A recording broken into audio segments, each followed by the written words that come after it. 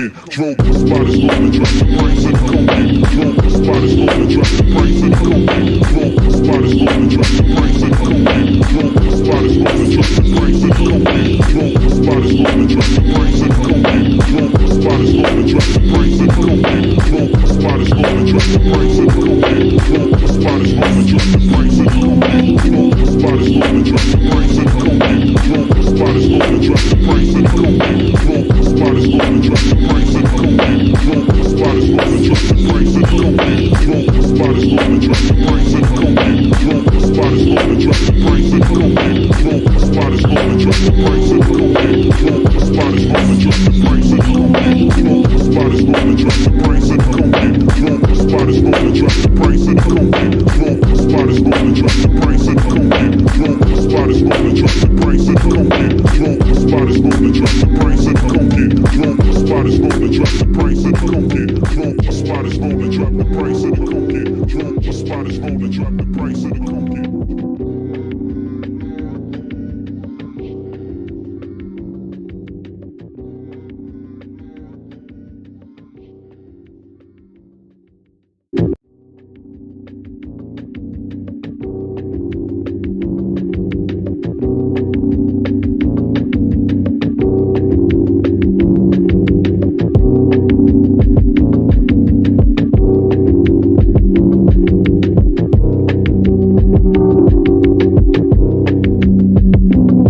price of the cocaine. Drove the spot is low to dress the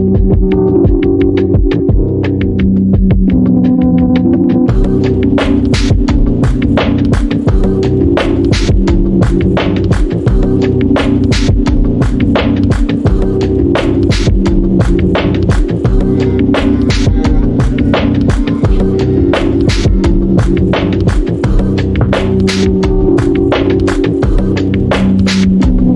the spot is low to dress the price of the cocaine. Drove the spot is low to dress the price of the cocaine. Drove the spot is low to dress the price of the cocaine. Drove the spot is low to dress the price of the cocaine. Drove the spot is low to drop the price of the cocaine. Drove the spot is low to drop the price of the cocaine. Hello, and welcome. Greetings, friends! Hello, everyone. This is what I sound like. I'm starting to think you're more nervous than I am here. Okay, so today I have a very interesting guest, and I'll just say this right now. I woke up today, I was barely even awake, and I realized, oh shit, I have the interview today. And then, like, this dramatic was like, music. This was like 5 in the morning, and I just thought to myself, like, oh shit, I have to come up with stuff to talk about. I was also like really pumped up for this. But anyways, today I have a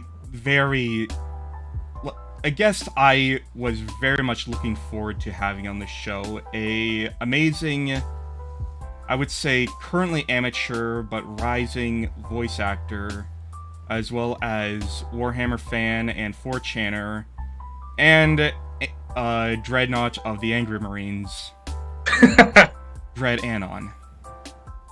Greetings, it is I don't sound like a Dreadnought in real life, which will probably be disappointing to some people. I mean, do you have like a voice filter? Yeah, you have to. There are automatic ones, but like they don't sound very good in my experience. So like I do it in Adobe Audacity. That's the thing. People have been asking me for tutorials for like months now, and I keep saying, I'll get to it eventually, but I never do. So I will now. Now that I've thought about it. You said that you have started to enter the space of a professional voice actor, correct? I believe you said that a few community posts ago. Yeah, I did a thing that I don't know if I'm allowed to talk about, so this may be a very truncated section, but yeah, I did some voiceover stuff for a documentary about stuff. They made me sign a thing. I don't know how much I can say about it, but it's not like a big huge thing. It's like, then just don't talk about it. Okay, yeah, I don't know. I very much doubt anyone involved with it is watching this, but maybe they are. You never know. I mean, even if they aren't, they could probably find it like 5 years later and sue your ass just for the sake of it. What? That guy spoiled the existence of our interview about blank. Let's get him. Yeah, so anyways, welcome. I was actually surprised at how simultaneously easy and hard it was to talk to you when I first introduced myself. Like, on one hand, you were very friendly and approachable. I was, like, thinking I'm probably going to have to wait a week and probably get rejected, or, like, maybe never hear from you again. I think you replied same day, and were very friendly about it. At the same time, it's very difficult. It's very difficult to get a hold of you because I never know when you're actually able to answer. Yeah, no, this is the thing about me. I'm terrible at, like, responding to interpersonal messages. So, like, if a friend asks me, hey, do you want to hang out? And then I'll get back to them in, like, 2 months being like, oh, sorry, I didn't see your message. How have you been? I know that feeling so well. Like, yeah.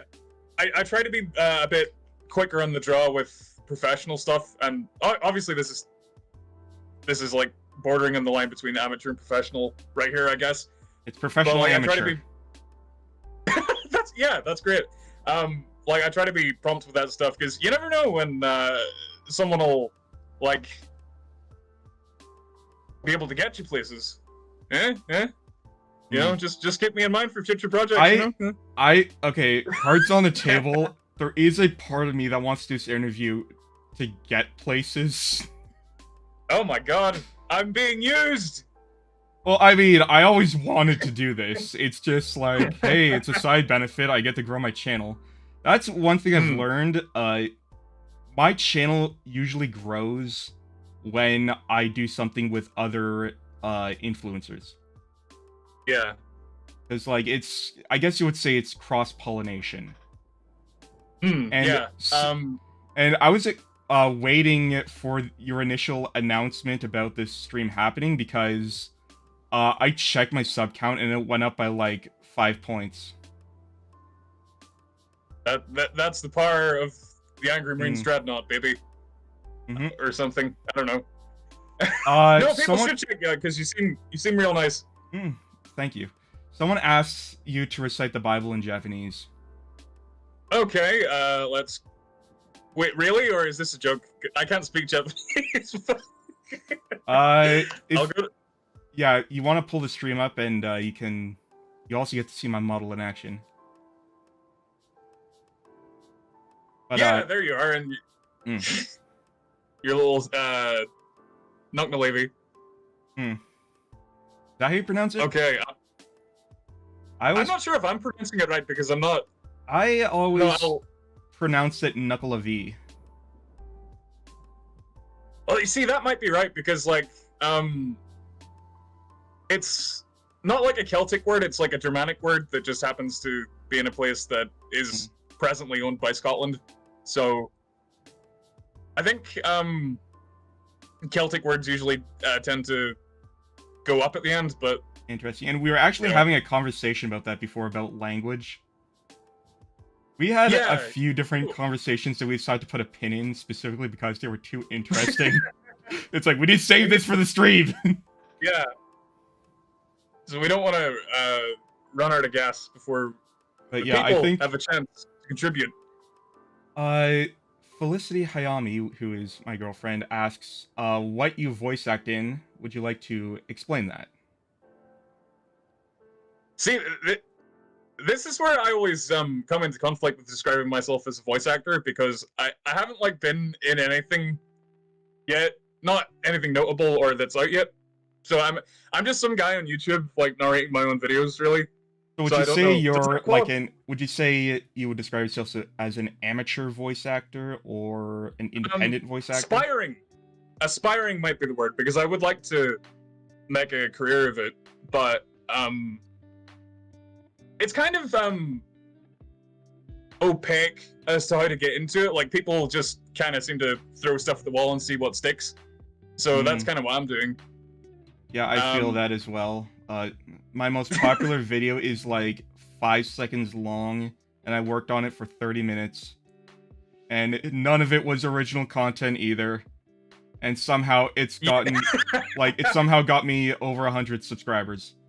Well, yeah, that's the way. Like, the stuff you put the least effort into is all the stuff that seems to take off. And then stuff that you pour over I don't know if it's because it's the least amount of effort, or because, like, or just because, like, stuff that's too long, like, people's attention spans are short these days. Yeah. Well, that's why YouTube's trying to do the whole shorts thing, is to get some of that sweet TikTok money. Yep. And then I think, like, God, there's some other site doing it now as well.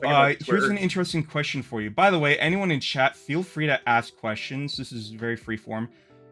What is your dream project? What would you dream to be a part of as a voice actor? Can you guess, based on my, like, whole aesthetic and persona? Can you guess? Hammer and Bolter? What franchise I might... Or, like, would you ever want to be on, like, Hammer and Bolter? No, get that shit away from me. Oh. No. Bad taste in your mouth? No, I've been mean about Hammer and Bolter, so I don't know if they'd let me. I made a joke about it once, like, I compared it to slavery or something, and... Wait, what? See, okay, no, you're gonna have to... Please explain. Please, okay, I expect the essay to be on my desk by Monday. No, it's like, I did in one of my videos, there was, like, a scenario where, like, the propaganda sector of an imperial town got taken over by orcs, and the orcs forced the propagandists to make cartoons at gunpoint, and they were, like, really shitty cartoons. So that was my jab at Hammer and Bolter, and I don't know. Recall that video. Yeah, it was like a 5-second joke and part of a bigger one, but Oh, is it in your was Tech and Mech? I was thinking it must be. Yeah. Unfortunately, because the thing with Tech and Mech is, do you have a playlist for that? Because I feel like it's sort of like a thing where you have to, like, watch it from the beginning, unless they're all isolated skits. No, because I include references, and that might perhaps be my undoing, because they always seem to get a little less views than the last one, and I don't know if that's because people get lost. Okay, question. Or... Now that you're mentioning this, do you see any similarities between this and another beloved fan-animated series on YouTube? I don't know what you're talking about. You know the one I'm talking about. I don't know what you're... No, I don't. I don't know. I don't know what you're talking about. Please don't elaborate. Are you sure? Are you sure you don't want to talk about Papa Smurf and Cato Sicarius? No, I don't want to talk about it because it makes me sad. Are you sure? I know. Fuck, I know. So, I am going to give Games Workshop one last shot with Dark Tide. That's my last shot. Yeah. No, I've been looking forward to that too, and... I have been as well. I actually mean to play it with my V sister, and I think might get my V brother into it, because they played Vermintide, which I'm not a fantasy fan, so I'm just like, whatever. I do love fantasy, but, like, something about the gameplay of the Vermintide games never grabbed me. It's just, like, it didn't feel as good to play as Left 4 Dead. And it's good, but it's not like, I never became obsessed with it. Like, I love all the characters and the aesthetic of it and stuff, but the actual gameplay itself never grabbed me, I suppose. By the way, Dark Tide... Are you able to look at the chat as well? Good question. Yes. Okay, I see the things people are saying. Yeah, because people are asking questions, and this is a chat rate that's usually higher than I'm used to, so I'm trying to, like, both pay attention to you and read at the same time. Are you overwhelmed? A little. Like, okay, so this is the second kind of interview I've had of this kind. The first was with a YouTuber by the name of Textile George. Have you heard of him? Oh, is he the schizocore guy? Yes. Yeah, I've seen some of his stuff. I interviewed him a few months ago, and he decided to announce on his Discord server, which has like easily over 100 members. And holy fuck, the spam in the chat. And like, some of it was hilarious, and then there was one guy who just like kept bugging me, and I'm like, fuck, I have to ignore this guy now, even though he's spamming the chat. Such is the risk. But anyways, so Bjorn asks, okay, so clarification, Warhammer 40k games or videos?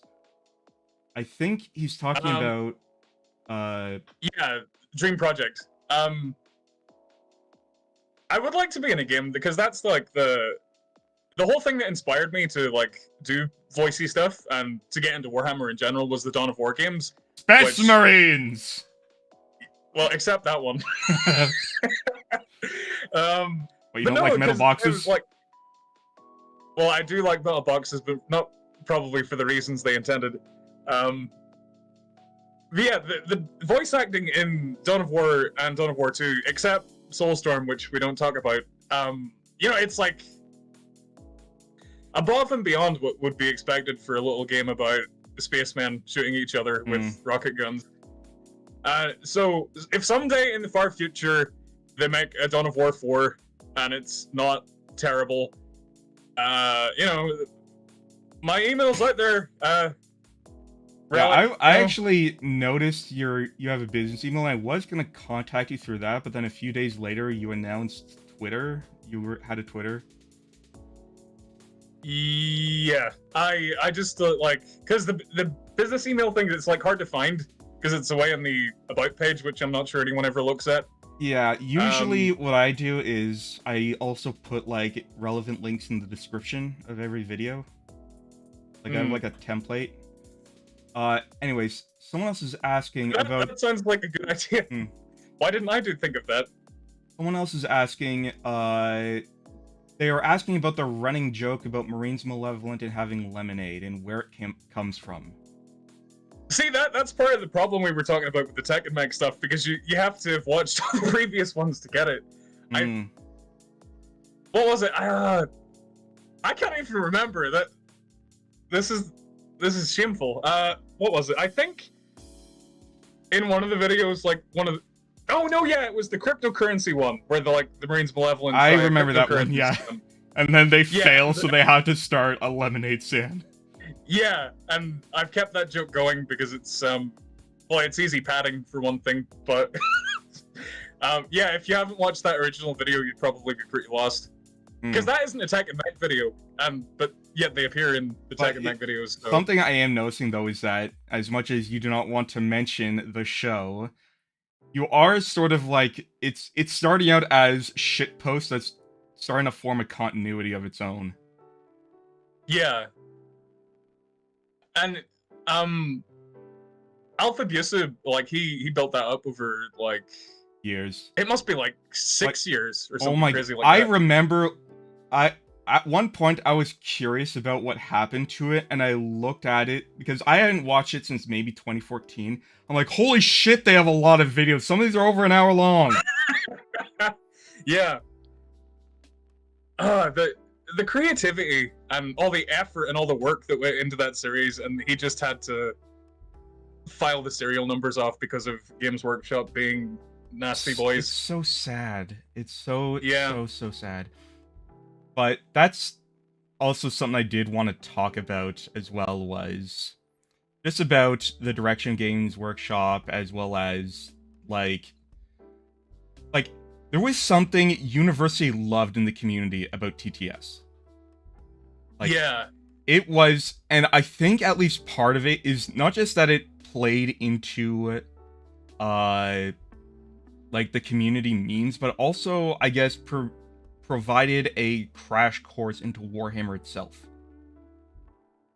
Yeah, because a lot of people say they got into the lore behind Warhammer through those videos. Yeah, like, it's not really well canon. Like, obviously, Kato Sicarius doesn't act that way, but it gives you a good understanding of, I guess you would say it's not a representation of Warhammer, but a representation of how the community views 40k. Yeah, that's exactly it. It's like everything's kind of turned up to 11 and exaggerated, but like the basic beats are all there. And I particularly obviously if someone remember one part or like one comment where someone said, all jokes aside, if the Emperor did have a text-to-speech device, the first thing he would try to do is reunite all the Primarchs. And like try to overhaul the Imperium and try to start over again. Also, I'm getting another question from Roland.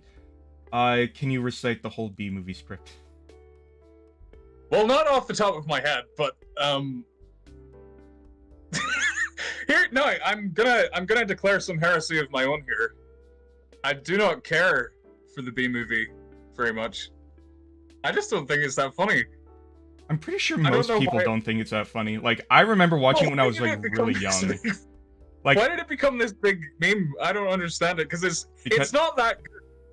Okay, so, by the way, can I ask how old you are? Is that an off-topic question? Is that, like, off-limits? No, I'm 27. 27 years. Okay, just 2 years older than me, because I feel like I'm in, like, that sort of gap where I'm early Generation Z. So, it's like, I get it, kind of.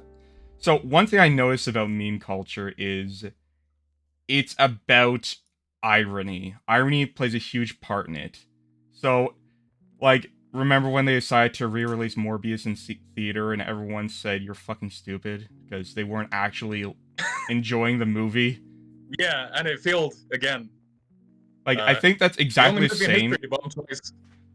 I think that's exactly the same with the B movie and things like that, is people like it ironically. And I remember having this conversation with Textile George, the idea of, like, different meme cultural movements, and about how there's, like, pre-ironic memes, then there's post-ironic, ironic, and meta-ironic memes, where it's become an artistic, like, movements. Yeah, with the B movie in particular, I think there's, like, all the meme stuff about how they're not really enjoying it, but they kind of are. That inspired, like, a genuine reappraisal of it, or I've seen videos of people going, like, oh, it's pretty good, actually. I don't agree with them, but it's an interesting exercise in how I will say this much, it did open my eyes to the concept of staple animals like bees and how vital they are to the ecosystem. Yeah, because the entire environment collapses when the bees stop making honey. And that was a big eye opener for a child like me. Okay, so are there any other questions? Oh, Felicity's going back to sleep? Okay. TTS is the reason I got back into Warhammer, collecting, painting, and now I'm, Imperial Fists, because of the... Oh, yeah, because of Regal Dorn and TTS. Yeah. You see, which, by the way, that was another question I wanted to ask. What is your preferred army? And Angry Marines don't count; they're a fan army. No, they're real in my heart. They are in mine too. Yeah. Gosh. I might be outing myself as a filthy secondary here, but I don't actually play the tabletop. Okay, good. I'm not the only one. I used to. All this plastic crack. You know? Oh, what army did you play? I actually picked the background image specifically as a sort of homage to the army I played. Not the Tau. Yes. Ah, no. We don't like the Tau. They're lame. Or so some people say. I don't know. I like them well enough. Okay, so here's the thing with the Tau. And I heard people say that Tau players are, like, hardcore power gamers, and I'm like, yeah, that makes sense, because Tau players are the people who say, well, okay, which one of these armies makes the most logical sense? And it's like... The guys who stand back and shoot everything with big guns. Yeah, the guys who actually abide by conventional modern warfare. The guys who actually... people with chainsaws. The guys who actually use camouflage. The guys who actually try to create, like, racial and cultural hegemony and try to spread peace. It's like, Who the hell would you vote for? Who would you want to be in charge?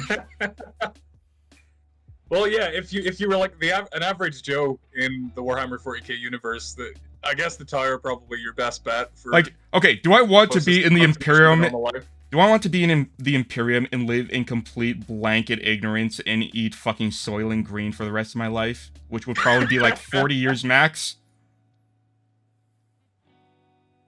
Or you could let the blue people take charge and just, I don't know, be a farmer or something. And something else came up recently that was pointed out to me, and that was Old Tau Fluff was good.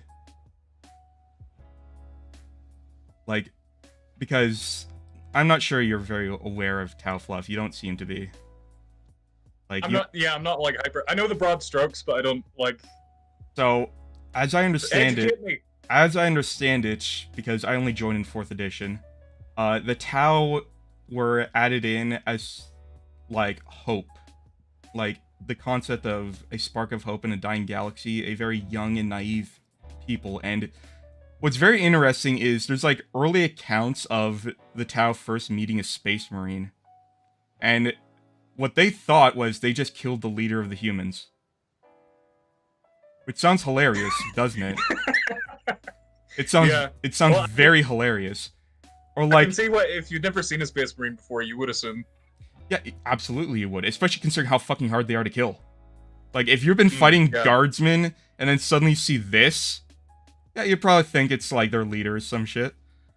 But yeah, then there's the time, and I'm pretty sure this was even mentioned in TTS when they first like met Eldar. They met the Dark Eldar first. And they tried to get along. Oh no. And don't do that. This was in an episode of TTS where they talked about how like the Dark Eldar basically realized like how ignorant these people were, and they decided to play into it, and they decided to like do some sort of like cultural exchange where they would like send people to live with the Dark Eldar. I would not want to do a cultural exchange with the Dark Eldar. Which were basically turned into homunculi. And and by the time the Tau realized it and started to like declare war on them, their settlements had just been fucking raided. As happens often with the Dark Eldar. And at one point, it's just kind of their thing. And then when they met Craftworld Eldar, it was very standoffish. And then they ended up learning, okay, some of these people we can keep on the assimilation list. They are not on the they're not on the to genocide list, which, by the way, this also implies that there's, like, been attempts to make, or, like, to try and communicate with orcs and Tyranids and Necrons. All the stars are here. All the races. All the loveliest races in the galaxy. Part of what made early Tau Fluff good, and people have explained better ways to expand upon the Tau, which is the Tau are incredibly weak and insignificant and stupid, but they are just stubborn in their resolve. I have heard some people complain that, like, over time they've tried to sort of sand the Tau down a bit and make them give them all these sort of dystopian. Yeah, like give them all these sorts of dystopian qualities. Like, that with the ethereal cast who are basically like mustache twirling Saturday morning villains, and yet even with that, they are still arguably the better people to live with in Warhammer. Yeah. But yeah, like I think Old Tau Fluff had a lot more interest in it, and that's why a lot of people who like to play Tau also like Farsight. Yeah, because it's Tau without all the, stuff. Oh, by the way, another question: what Warhammer video would you watch over and over again?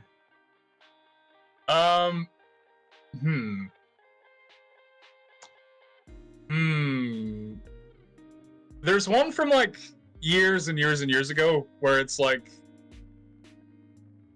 it's Commander Boreal from Soulstorm, and he like leaps up into the air, and there's like is it that classic Flash animation? Yes. But it's like a variant on that because he like leaps up into the air, and there's this big epic booming voice going, Borealum. And it's like he finally achieved his dream of naming a city after himself. Good old Boreal. Anyways, there was another question.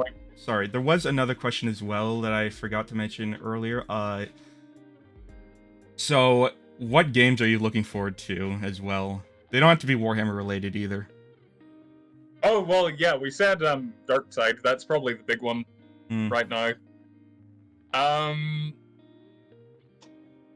God of War Ragnarok, I'm sort of cautiously optimistic about, because I wasn't the biggest fan of the 2018 one, but from what I've seen, they're like open to criticism, and maybe they've taken some of the stuff on board. So, cautiously optimistic. And there's this city builder game coming out soonish, I think, called Manor Lords. They just came out with a demo for it, and I was really into it. So I'm looking forward to the full game, because it goes for accuracy, and I'm a history boy. I am also a historian. I feel like kidding. I feel like we're gonna get along well. No, what area do you focus on? Mainly modern history is what I know the best. I do know a bit about like feudal Japan, like post-Edo period, but other than that, just a few anecdotes from like French Revolution and the Napoleonic times, Roman Empire, and a few things about the classics, and a few things from the Bronze Age, like I know about Ea Nasir. The Chad Ea Nasir versus the Virgin Arcadian Merchant.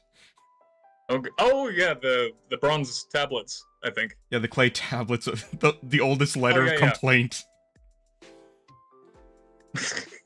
Good old history. And that's one of the reasons I love history. That's one of the reasons I love history, is because in a lot of ways we haven't changed. Yeah. Like it's all a big circle. Like this August I went to Italy. I went to the motherland, and I got to see some ancient and classical architecture, and in a tour of the Colosseum we learned that there were specific pillars where prostitutes would hang under. But, like, because it was illegal, they had to, like, be very subtle about it. So the way you would tell us that, and the tour guide pointed to a carving at the very top of this column. There was a dick on it. Oh, gosh. Those Romans. Drawing dicks is the world's oldest meme, I swear. Yeah. There's probably, like, just a cave painting full of dicks out there somewhere. We just have to There's tons. Like, I've seen dick dragons, like dragons made out of dicks, on the side of like these like Tibetan monasteries at like the top of the Himalayas or some shit. Like I have seen carvings from, or like totems from indigenous Cuban tribes, and one of them was like the god of paternity or whatever, and it's like he has a big fucking erection. And well, no, because you'd want your god of paternity to have a big erection. I know, but it's like, what is it with people and like making dicks? Like, have you heard of the U.S. Air Force pilot who straight up on like a drill drew a massive sky dick? He did. And recently they declassified the audio of it. I'm sure he was having a grand old time. Oh, he was. And like the people at like the air traffic control were like, "Can you put a vein in it?" And they were like, "Damn, we're looking at this from the ground. It's a work of art." Oh god. What was the thing you were officially looking for? You were in official looking studio for. Wait, what? Or is that under NDA? Yeah, I think it's chaotic. I think it is under NDA. I can't mention details or they'll send a sniper to my house to kill me. I assume. Maybe they won't, but you know. It's Northern Ireland, so they're gonna send a car bomb. Oh no. Sorry. Oh, no. I had to make that joke at least once. Oh. God. God damn it. I had to make that joke at least once. Okay, but that's it though. No more car bomb jokes. Fine. Fair enough. Just that one. There's a quota to be met here, and you've met it. Yeah. Okay, but I promise it's not anything too interesting. It's not anything to do with like Warhammer or gaming or anything. It's just like a documentary about some local stuff, and that's all you're getting. Yep. But anyways, one thing I also want to ask, because I was playing this earlier, especially because Season 3 was announced recently, and it's like, oh shit, I have to grind. Do you play Deep Rock? I have it on my PS5. I have not actually started it up yet. I have had it recommended to me, and I have been assured it is very good, but I haven't got around to playing it yet, so I will eventually do that. Because I like dwarves, you know? Especially squats. Oh yeah, especially squats. I even like the new squats, and I know some people aren't on the bandwagon yet, but they'll get there. They'll learn to love the squats and their weird, actually, things. By the way, just so you know, unfortunately, the Space Dwarves in DRG have British accents. Well, they're not Scottish, they're British. These things happen. I mean, Scottish is British technically, but we won't.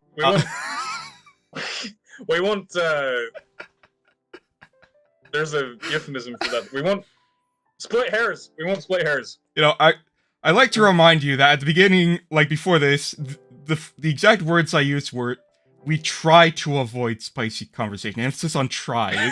It leaks in. It leaks in sometimes. Yeah.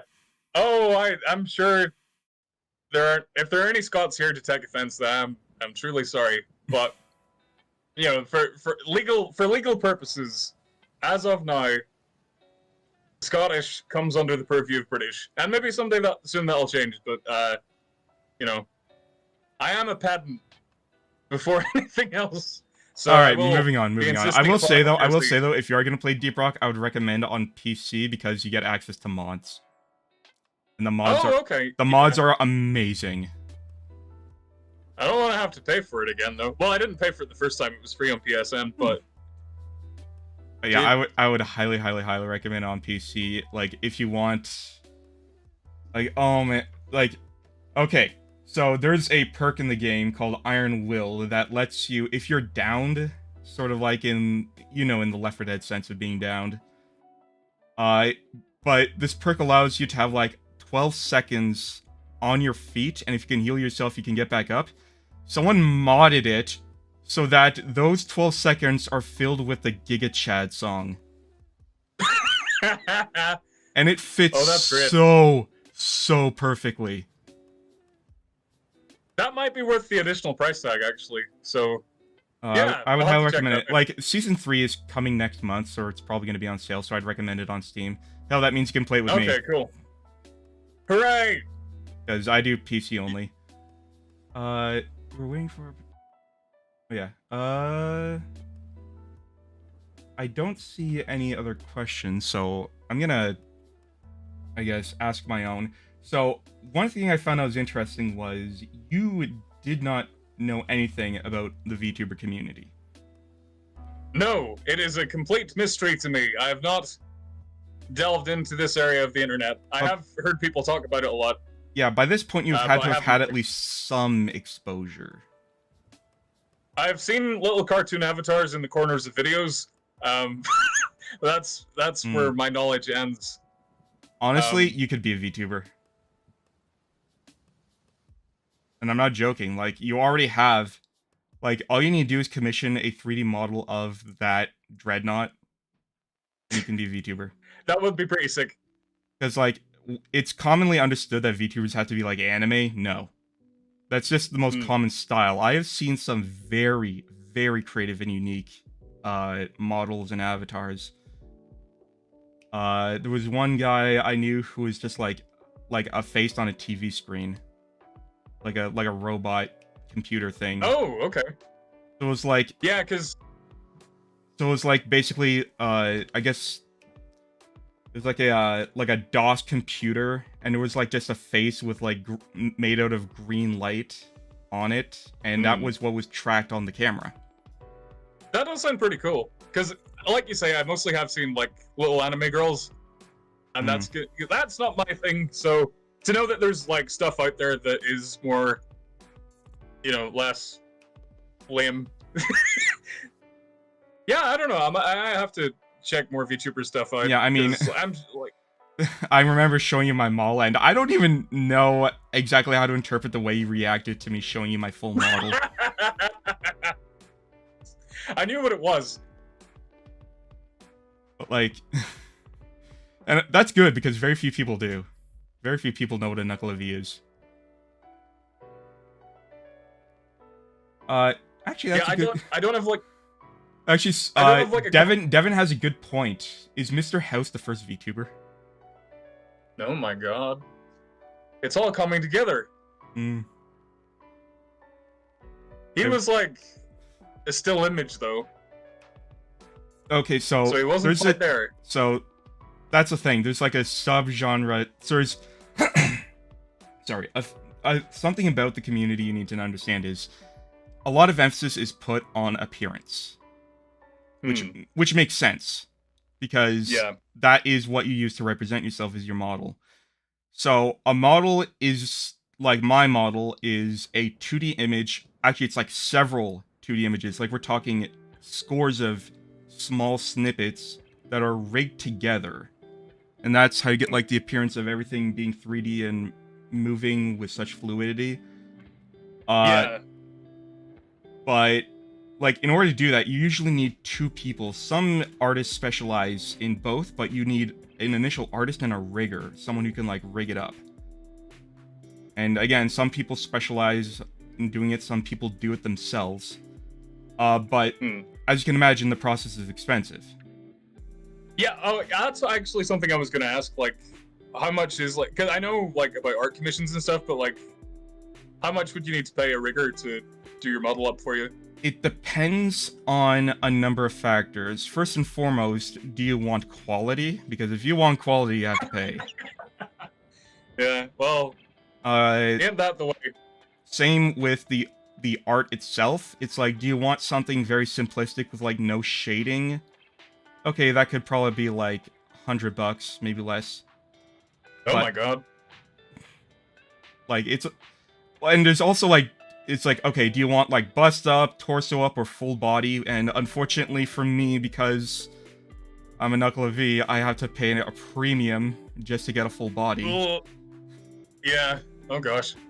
But the reason why I bring this up is because there is a subset of VTubers called PNG tubers.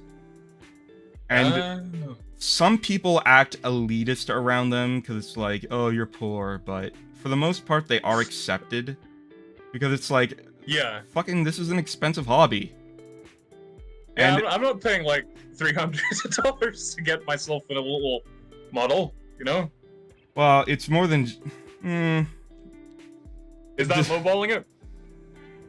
So, okay, well, I wouldn't say little model, like, good question, what would it cost? First and foremost, it might cost you a fortune in legal, like, shit if you get noticed by Games Workshop.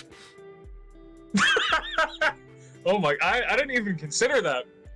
Gosh, I suppose a Dreadnought's like quite a complex machine. That said, Like, I have working seen parts. other VTubers that are just straight up mechs. Huh.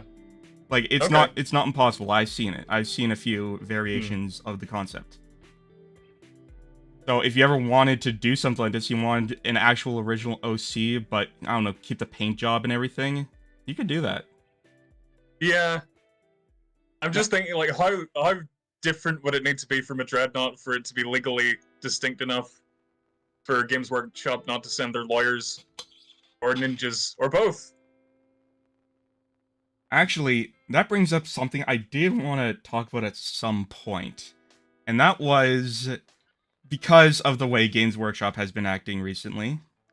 A lot of people have jumped ship, myself included. And a friend of mine got me into the biggest competitor. Do you know what that is? It's not BattleTech, is it? Yes. Okay. Yeah, I've had a lot of people ask about maybe if I would be interested in doing BattleTech stuff. And I was there's gonna another ask... one called Yeah, there's another one called Warpath, which I understand it is kind of growing in popularity because it's very recent, but and I've looked at both, and I don't know if I have the room in my brain to input information about two other vast sci-fi universes. I can tell you, I have room, so I'm pretty sure you do as well. See, I don't know. I feel like every time I learn something new, it pushes something out of my head. Like, and I know people say that as a joke, but I'm genuinely worried it might apply to me. So, like, I'll learn a bunch of stuff about BattleTech, and then I'll forget what a Space Marine is. Like, you know? That's definitely not going to happen, but all I'll say is this. BattleTech is more grimdark than Warhammer. Like, it's... Okay, that sounds difficult, but I believe it.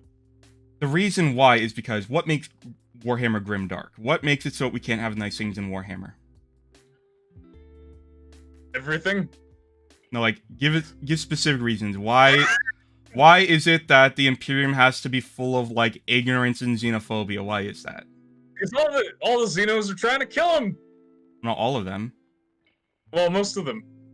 Yeah, on like... a daily basis. But they also have to be kept ignorant as well because of the warp and about demons, right? And about, like, space magic.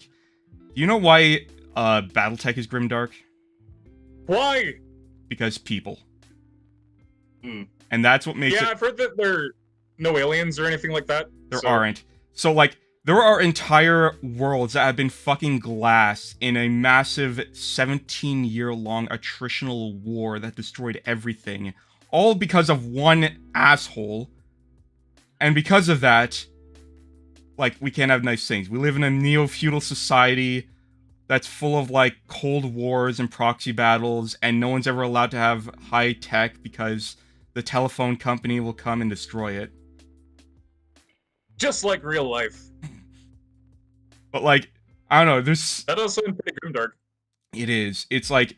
It sounds depressing. It's... Oh my god. It sounds very depressing. Like, the BattleTech universe has seen, like, at least three different apocalyptic wars, all of which have been caused by very understandable flaws of, like, national identity, ideology, greed, power.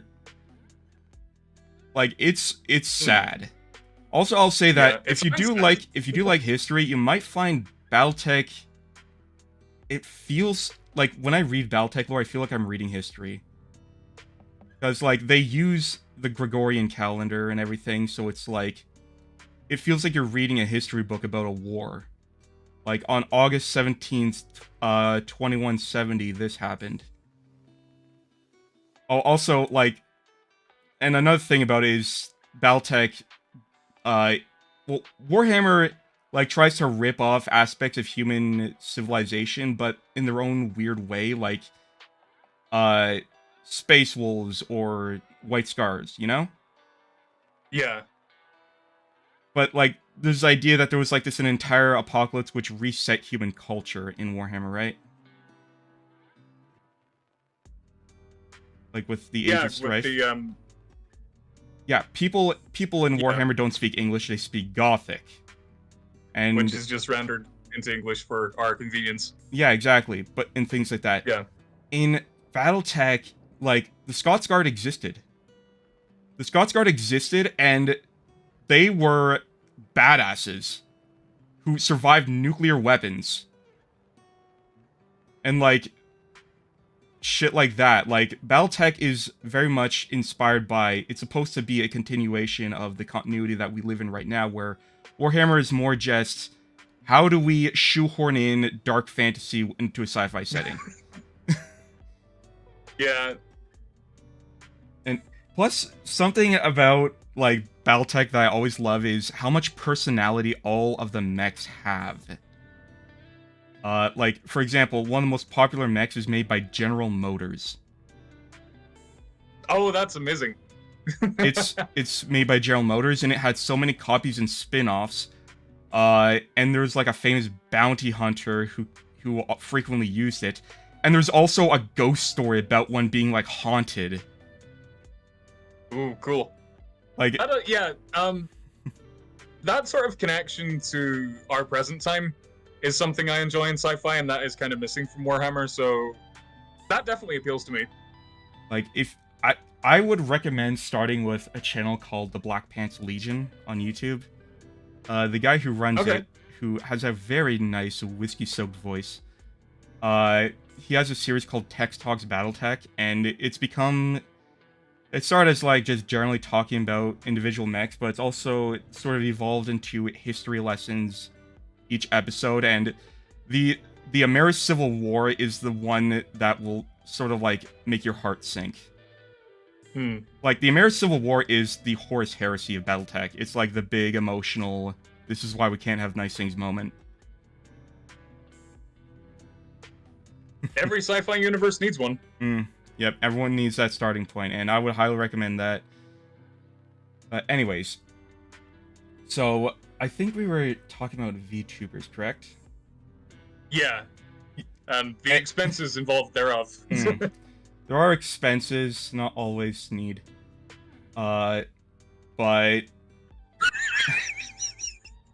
it's also worth understanding that there's like...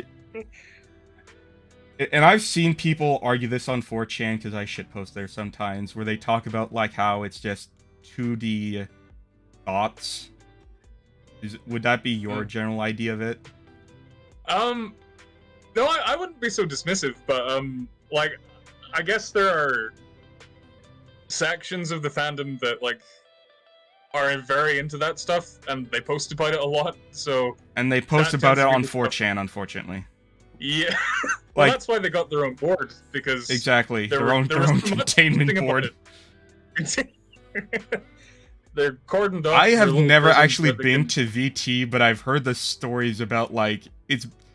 I feel like this is the case with every board on 4chan about culture, like Mu and V, where it just turns into shit flingers.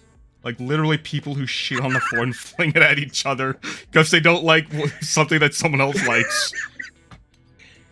Yeah, no. There is... Oh, I don't know that that's... I mean, it's accurate, but it's not in the spirit of liking stuff sometimes, which I find more palatable than, like, negativity and cynicism and all that, so... Yeah, like, I would argue that, like, Tau and TV are the same. Positive ways. Yeah. What boards would you browse the most? Hiss, I think, which, by the way, Hiss kind of sucks because it's constantly infected. It's constantly infected by Pol. Yes. There's like half of it, or half of this is like religious flame wars. Oh god, the religious flame wars are fucking everywhere, and they're so stupid. It's like someone presents, like, they start a thread with an irrelevant, time-wasting question that doesn't mean anything, it isn't important, and then the thread gets 300 posts of people passionately arguing about it. Whereas, like, I mean, that sounds like all of 4chan. That sounds like all of 4chan. Oh yeah, but it's worse on his. Because, like, someone will post something genuinely interesting, and the thread will get, like, 3 replies. I would post on TG more, but unfortunately, half the discussions on TG are about either Warhammer or D&D. And I am a dungeon master, but I don't do D&D anymore. I haven't done D&D in years. Yeah, I think since TG is mostly focused more on the actual wargaming aspect, I don't go there as much. I'll pop in every now and again, but, like... What board do you browse often? I guess, like, mostly VTV and Co. I'll occasionally dip into Hiss, but as you say, it's... on occasion, I'll also venture into Pol just to see what they're up to. Oh, there's never anything good going on in there. It's except for one of the 2 threads on a certain war going on. Oh yeah. Which might be the most... Which, I will say, that might be the most sane place on Pol. Which is, the eye of the storm. Like, the eye of the storm of absolute feces that is Pol. Yeah, if you can direct all those donkey-brained individuals to talk about something that actually matters, they can, like, put together some quality content. It's just when they're left to their own devices and they start posting FBI crime statistics and whatnot, you kind of think, okay, yeah, I'll just leave. Okay. There's nothing for me here. Full disclosure, I once, for a school assignment, had to browse Poll. Oh God, I'm so sorry. So the idea, it was like a social science class, so it's like I needed to observe a community, and I could have either done it in real life, but the virus was around, and this was an online class. Yeah. So instead, I decided, okay, I'm going to spend like several days a week just browsing Poll. It was so demoralizing. You're like Jane Goodall with the chimps, only with maybe this is more violent. At least Jane Goodall enjoyed her work. It's like, yeah. It's like, by the way, this was supposed to be a non-intrusive study, so I was just supposed to like watch and not pay attention. At a certain point, I got so fed up that I started like trolling them. Oh no, they sucked you in to the cyclone of PCs. Not for very long, but it's so amazing. And there's one particular screenshot I found.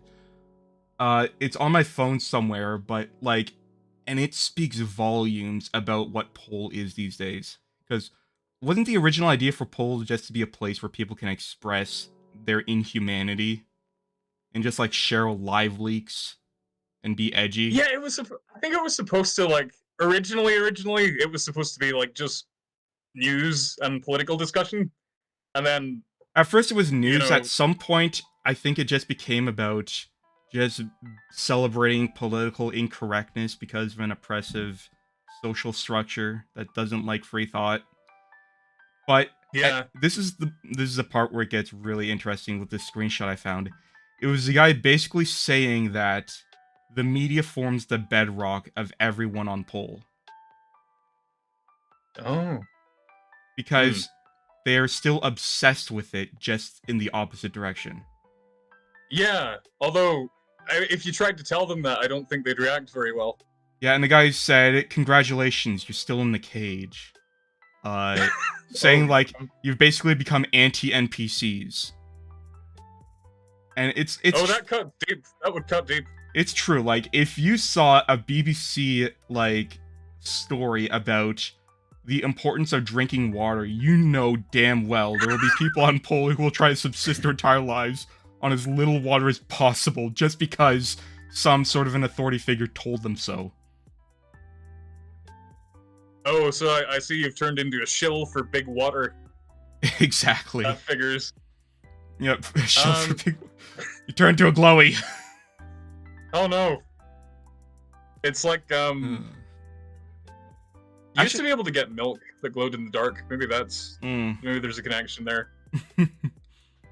Do you know about the Angry Marines mod for Dawn of War? Yes, I installed it, and then I played it some. Hell, I mean, isn't that what your picture came from? Yeah, it comes from like the ModDB page for the. I think it's the Dawn of War 2 one. There's one for the first one as well, but it's hard to go back to the original Dawn of War because it is good fundamentally, but like the second game made so many quality of life changes, even if like the style of game had drifted away from what made the original special. Like the pathfinding was so much better, especially like trying to get Space Marines to go anywhere in the original Dawn of War. It's like, I don't know, it's like herding ducklings with a hockey stick. They just kind of go off in their own random directions and do their own thing. Which is part of the charm, I guess, but it makes it kind of a chore to play. But it was all we had back in the day. If you were too poor to afford the tabletop. I remember back in the day before games were downloadable and the indie scene was there, and a lot of the times I was just playing Flash games. Yeah. That is something that Zoomers will not understand, is the joy of Flash games. Oh yeah, there's an entire like slice of internet culture that's just, it's not quite gone, but it's like there has been an arc were... for Flash games, sort of like when it was announced Flash was being discontinued, there was like a Noah's Ark for like all of the best Flash games. Yeah, I think Newgrounds, they like converted all Flash games into like a new format or something.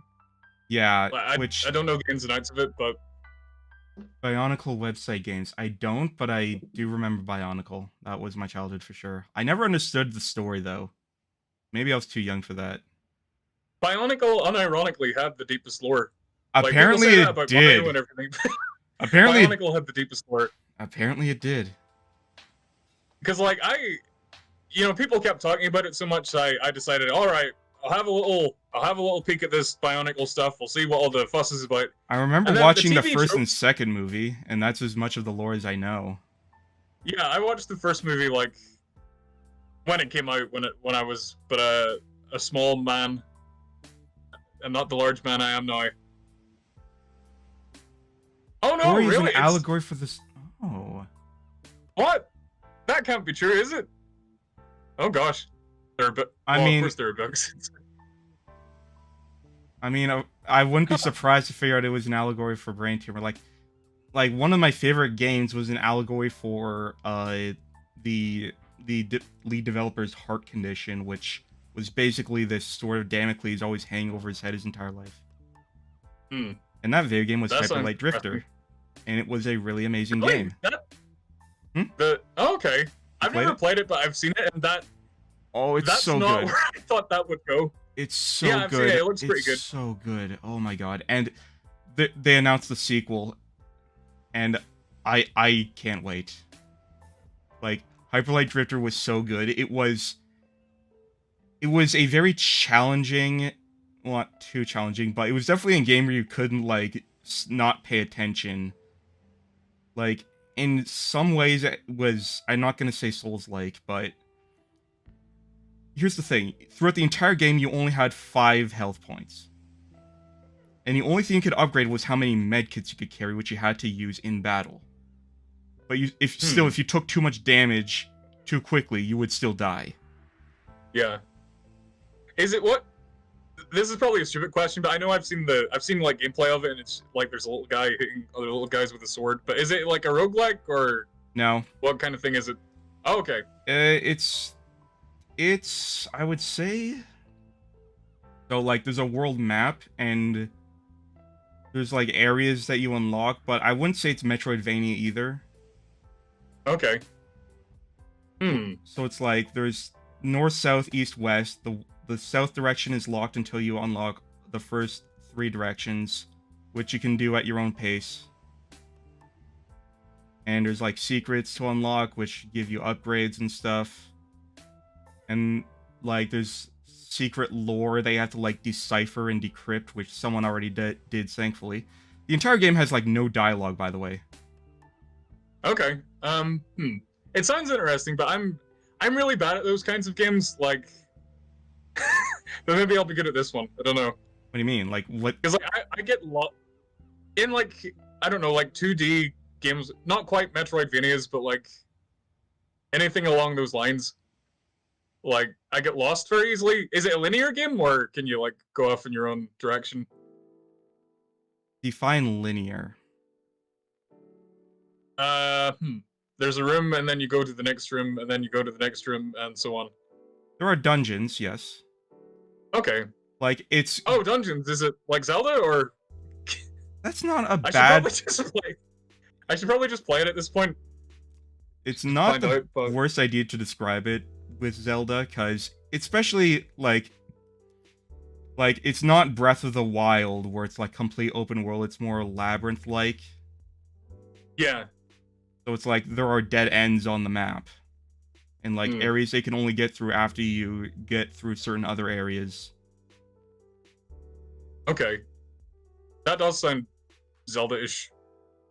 Yeah, But like also Metroidvania-ish. yeah, it's there are some like very few areas where you need like specific, like I think there's one type of switch they can only unlock once you defeat like one of the bosses. But I don't think there are any others like that in the game, basically. Okay. Well, it's pretty cheap on Steam, I see, so I might check it out at some point. Amazing soundtrack, amazing visuals, and I especially like the world building they do. I guess they do it, I think it's been described sort of like Dark Souls world building of show, don't tell. Yeah. There's like there's one point Okay. where you're trying that to appeals to me. like one of the first dungeons is a mountain, and like you actually have to reach that mountain. And there's one part in the game where you like see the mountain from a distance. Then several screens later, you're at the mountain itself. And what's interesting is there's this gigantic behemoth of a robot skeleton laying on the side of the mountain that you see in the distance. And then later on, you get to see it up close with like the snow buildup all over it. Like you get to go up to its face. Nice. And it's like, yeah, that sounds cool. So, and just things like that. Like it doesn't tell you what's going on. You have to sort of piece it together. Like it's clear that whatever it is, it's some sort of in a post-apocalyptic environment. But yeah, I would highly recommend that. Now, one other question which I want to get to, like at some point, was what is the creative process of DreadAnon? Okay, so here it goes, step by step guide to make your very own DreadAnon video. You yell at your computer, and then you put a bunch of effects on it, and then you set it to a bunch of pictures, and that's pretty much it. One thing that you were saying before is that you don't have a good quality mic, but every single video sounds crisp and clear. Yeah, because like I know I'm never gonna like achieve the same quality of sound, like clarity of sound, as someone with like a proper microphone. So I like pour over the recording itself and just like edit out any dead air or like crinkling noises or anything like that. Or just any kind of compression or like echo. Yeah. Like you can look at like the spectral frequency thing, and if there are any like bumps or things like that, you can like selectively edit them out. So because I don't have a pop filter, so I get lots of like and it's a pain having to edit them out, but it is pretty easy to do. So it's easy, but it's also a pain. Yeah, it's time consuming, I guess would be the best way to describe it. It's like I know how to do it, and I know the exact process to go through to do it. And it's the same with like editing out breathing, because like I didn't used to do that, but then I noticed it, and I was like, oh, how does anyone listen to this? And so I decided to start editing out breaths, and again, that's time consuming, but I think it's worth it in the end, because I get far with very little, I think. I mean, your channel certainly is a good milestone of your success. Oh, thank you. Yeah. And honestly, if you do go into voice acting, you should definitely link your channel in the resume. Well, yeah, I guess people have like these reel things they do, like they like put together these reels, and I guess if I wanted to do that, I would have like enough material to pull from. Yeah, I don't know if it would be absolutely. Like, how many accents can you do? Oh, honestly, it's just like I have like 4 accents, and I just cycle between them. Because I'm not that good. I just like watch a video of someone natively speaking with the accent before I record, so I have like a fresh idea of it in my head. Like I did a video where I did like an impression of Haile Selassie, the last Ethiopian emperor, and I don't think it was very good, but I kind of like captured I think I captured like the general eccentricities of his voice, because like Ethiopian accents are very particular, and I had a couple of like Ethiopians in the comments saying like, "Oh, that was pretty good." So, you know, seal of approval. So, okay, and this is also something I want to do as well. Can you do North FC for me? I love North FC memes. Okay. Like, can you talk about like let's say the death of the Queen? I think enough time has passed that we can mimic what goes on inside a North FC pub around the time that the Queen died. Raper Madge, you would have loved Barry's fish and chips. It's so good. I I don't don't know. My own personal theory is that this obsession with like Northern English accents started with Game of Thrones, because before that it was all standard received pronunciation, and then suddenly after Game of Thrones came out, everyone, like, all fantasy games have like Northern English accents in them now, which I think is great. By the way, I type in North FC and like 2 of the 3 first videos that come up are yours. I'm And- colonizing YouTube. Oh god. Just like your ancestors, eh? No, they didn't do anything like that, as True. far as I know. I was more just luring back into the whole North FC thing, but... My ancestors brought civilization to those countries. I'm actually trying to look up, because there was a video I wanted There's to see... pigs in Johannesburg. Here it is. Okay, so there is this video that I found, and I think you should reach out to this guy, because I think if you just ask him, can I do a voiceover of this, he would absolutely allow you to.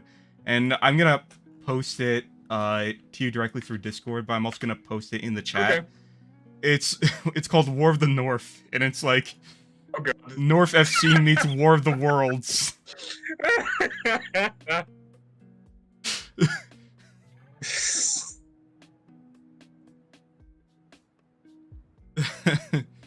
I don't know where War of the Worlds took place, but if it did take place in the north of England, I bet they would have seen the aliens off much quicker. You think? Oh yeah, they would have just got bottled. Also, you can see my comment on the video suggesting that he reach out to DreadAnon.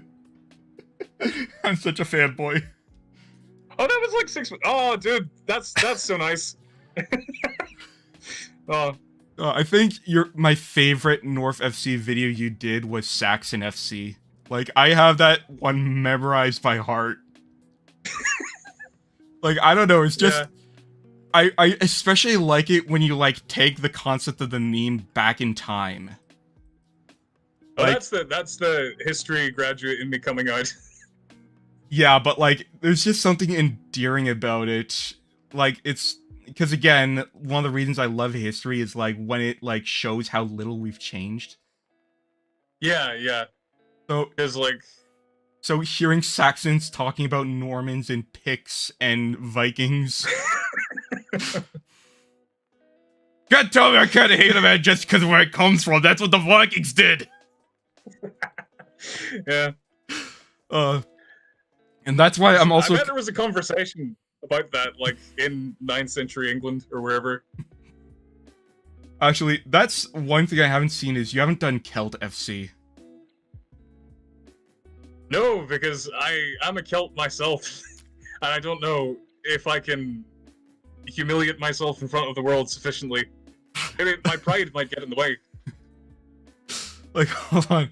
There's one in particular where it's like, it's a guy talking to, like, a Roman legionnaire from the other side of Hadrian's Wall.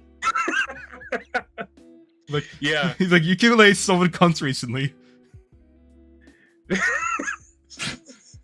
Yeah, and the Celts are all like bulbous and hideous, and the Romans are just like normal wojacks. Yeah. I'm trying to find it, but I type in Celt FC and I keep getting the football team. Oh no, we can't do that. That's one thing I'm Well- curious. Every time I see North FC art, it makes me laugh. I don't know why. Maybe it's because, like, we have this idea of the British as just, like, refined, you know? Yeah. And And that- this completely flies in the face of all of that. And then you remember exactly what Cassius and Caesar said about Britannia. Little did they know. Here's the one. Here it is. This is the one I was looking for.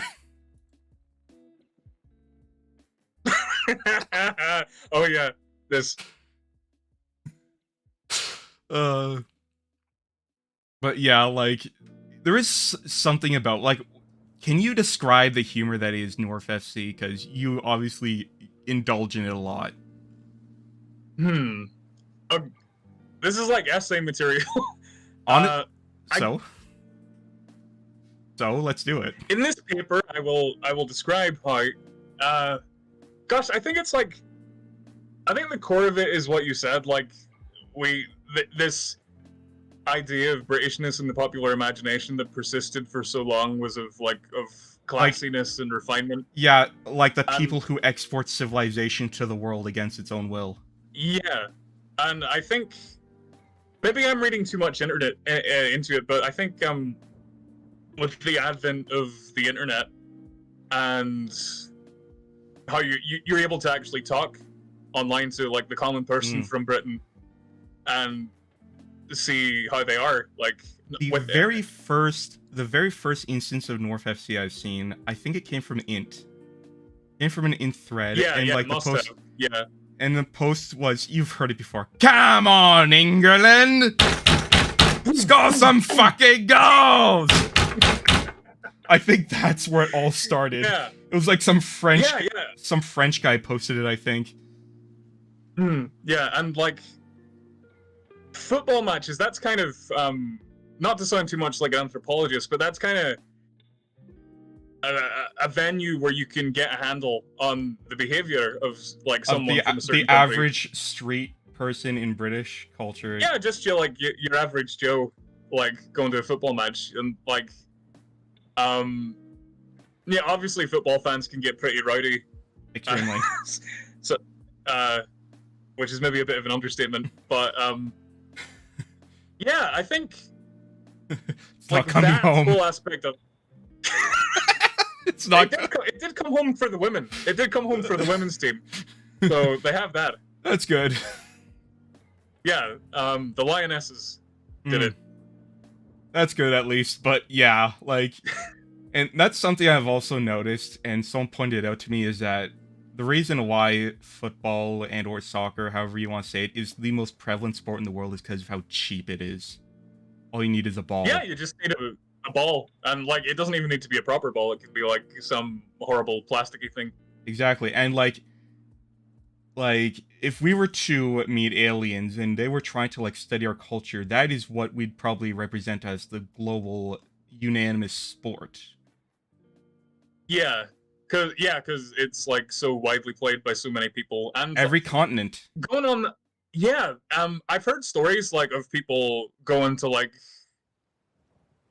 very remote areas in places like Pakistan or Afghanistan, and like there's like someone from there's someone like from Britain going there, and there's no cultural connection between these two people at all. But because the British guy's wearing like a football shirt, that sparks some degree of like familiarity, and they strike up conversations and stuff like that. It really does, and that's one of the things I love. Okay, have you ever heard of a channel on YouTube called I can't remember the name. Why am I having a brain fart right now?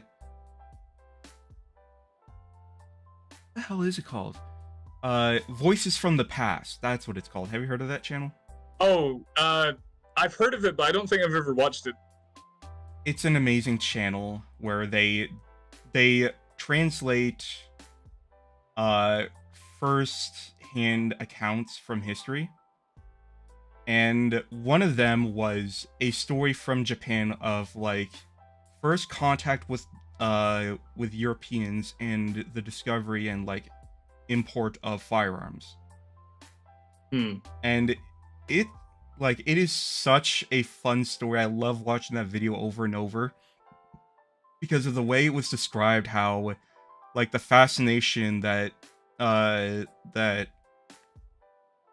Tokitaka had with these two like Portuguese merchants setting up a target and firing wheel-lock muskets at it. And oh gosh. Yeah, and he was fascinated. And by the way, keep in mind how this had to happen, because there was no way in hell anyone in like 15th century Japan could speak Portuguese. Yeah, of course. Like, so what they had to do was they had to have a set of dual interpretation. They had to have someone who spoke Mandarin and Portuguese, and someone who spoke Mandarin and Japanese. So it was these are always my favorite stories. Yeah. So So I think the exact quote was, "I do not know if I'm able to, but if I could, I would like to try and shoot it." Which the merchants said, "All you need to do is fortify your heart and squint with one eye." To which Tokitaka replied, "The discipline of Buddhism has taught me how to fortify my heart, although I don't think that's what you mean. But I don't understand why I would need to limit my vision." And then they sort of explain that you don't need to, like, have a wide field of vision, you just need to see what you're aiming at very clearly, which apparently resonated with him because that is somewhat like what the philosophy of Lao Tzu said. That sometimes you just need to focus on something very keenly. It was sort of like this connection moment of these people aren't barbarians after all, if they in some capacity understand the wisdom of an ancient Chinese sage. Damn. And I just love it because it's like it's a bromance moment. And so he tries firing it, and it was a thrill. And once he started firing it, everyone else, like, around him, like, all the other locals, like, they basically had a line of people lining up like it was some carnival event shooting this thing. And by the end of it, he purchased both guns and got his weaponsmith to reverse engineer them. And, like, Tokitaka would... It's stated that he would everyday practice with these guns until he was able to hit the target, like, with 100% accuracy. Guns are pretty cool, in fairness. Guns are very cool, and my brother, ever since my brother started playing Tarkov, he's become a commando. Like a /K/commando. Yes, that kind. Yeah. Except he's not gay, as far as I know. Oh, that was harsh. Okay, I have seen threads discussing the tactical application of butt plugs and whether or not the bolt of a Mosin can be used for prostate stimulation. Well, that just sums up that entire board in a nutshell. Oh, and then there was the guy who decided to stick a Remington up his ass. Oh no! And then the site got stuck. Oh, good Lord Almighty! And he posted pictures so we know it's real. And oh no! as one person was quoted, literally the most ass blasted man on K. Oh god, no! Oh, and someone else said beat it for his pleasure. Like, cause the bead site. It's like, these are the things that are so fucked up, but they're so hilarious. Oh no. But yeah, actually, my brother has a genuine Finnish Mosin. And I don't think you're much of a gun nut, are you? I live in the UK, so I'm not allowed to be. Yeah, of course, you're more of a knife enthusiast then. I'm joking. I don't want to be one of those guys, but like, I do have like a bunch of antiques. Not all of them are deadly, but I do like antiques and stuff. Well, okay, if it's antiques, it's different, but I was also making sort of a London joke. You know, London... Hey man, that's our joke. You can't make that. But, yeah, oh, so... Gosh. Knife crime. Like, but you at least understand the significance of the Mosin Nagant on K, right? I do. It is... Yeah, so... God's own gun. But here's the thing, Mosin Nagants are fucking shit. Like, as one of my friends told me, who apparently is not a member of the IRA, even though he knows a lot about firearms, and he knows a lot of IRA songs, and he also gave me a PDF copy of the Anarchist Cookbook once. He explained to me that, like, if a Mosin jams, you need, like, 3 men and a sledgehammer to unjam it. But my brother got, like, a Finnish Mosin, which are apparently really good quality, and it even has, like, all the serial numbers on it, and he doesn't want me to post it on K, but I know that if I were to post this Mosin on K, they would go nuts. And I've fired it before, and oh my god, it's fun. Russian engineering. Yep. But is there anything you wanted to ask since you're here? Oh, come on. Some random guy with no skin on the internet asked you for an interview and you're not curious about him at all? I know you really have skin. I know you don't really not have no skin. This is skinless face you're doing. Yes, I do. Why do you think I'm a VTuber? What, you want people to see the lack of skin on my face in real life? No, they cloud our eyes out. There's a reason why we spend so much time in the ocean. That's a good point. Oh, that was quite cleverly done. I have built so much lore around Knuckle V. Because like there's very little there, so it's like okay, so my family originated from the North Sea off the coast of Jutland, and we had to move because of the Battle of Jutland, because a battle cruiser smashed my house. Yeah. Or like smashed my family's house. Not your house personally. It would be quite a marvel if that happened today. Well, no. Just a ghost ship arising from the depths to shell you. No. In particular. More like a German battlecruiser sinking to the bottom of the ocean.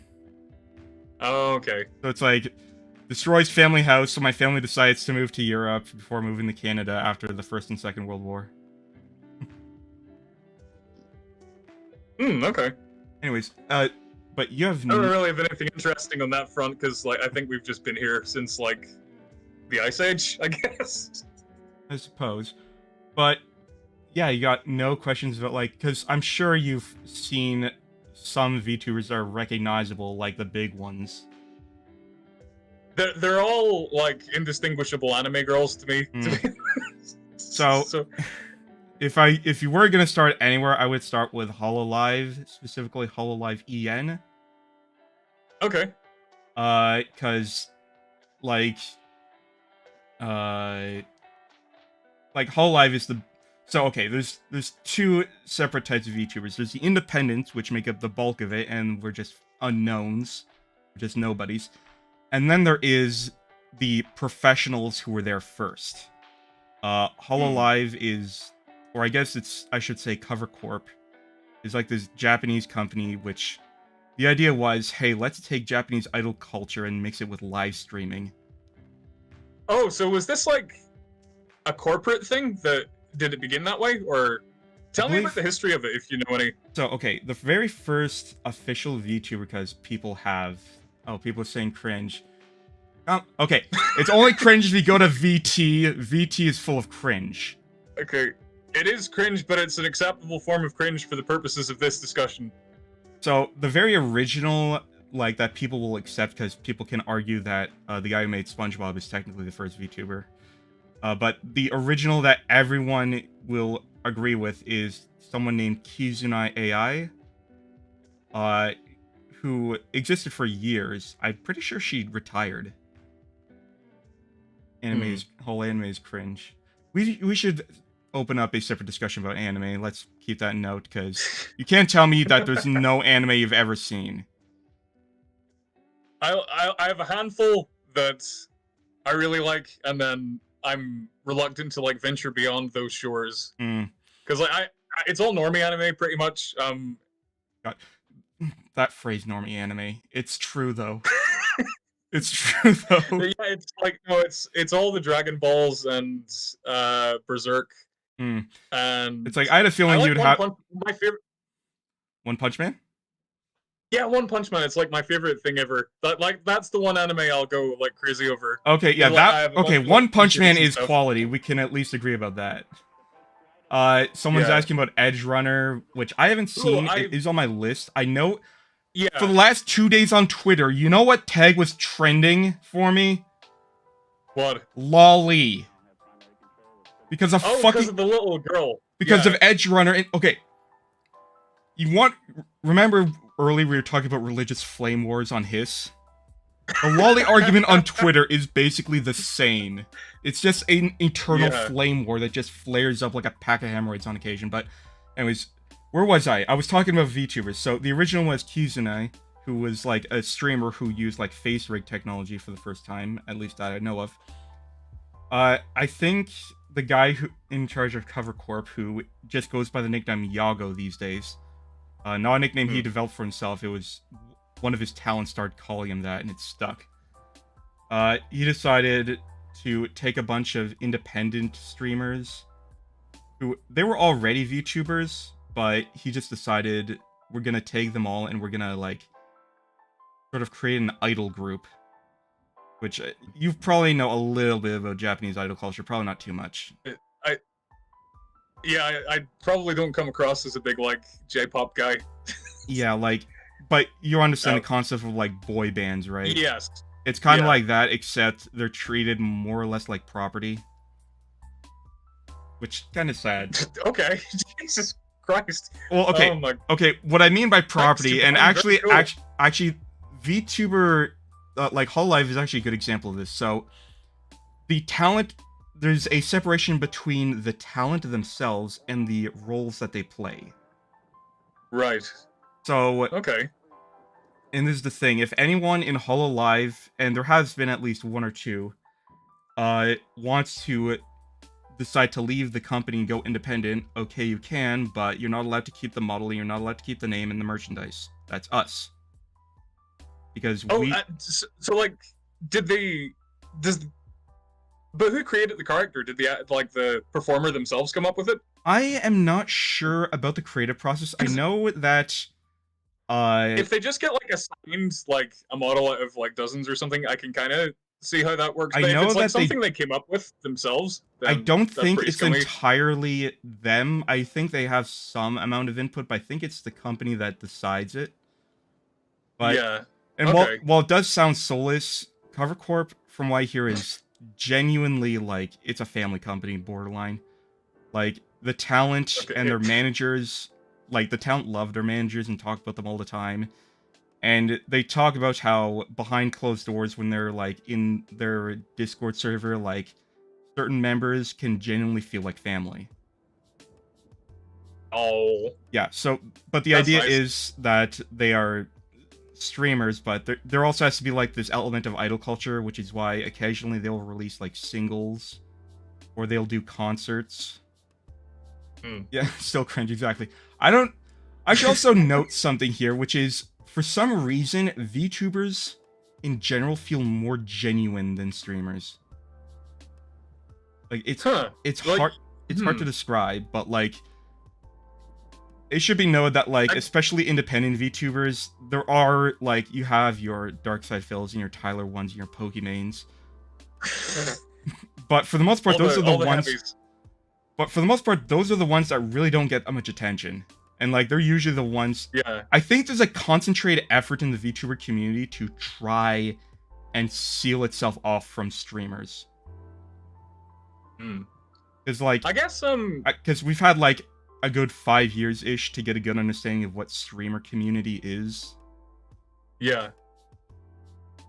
People I guess to some extent, like, streaming is a performance in and of itself, and maybe VTubers are just, like, more upfront about that aspect of it. Kind of, like... Because, like, there've been...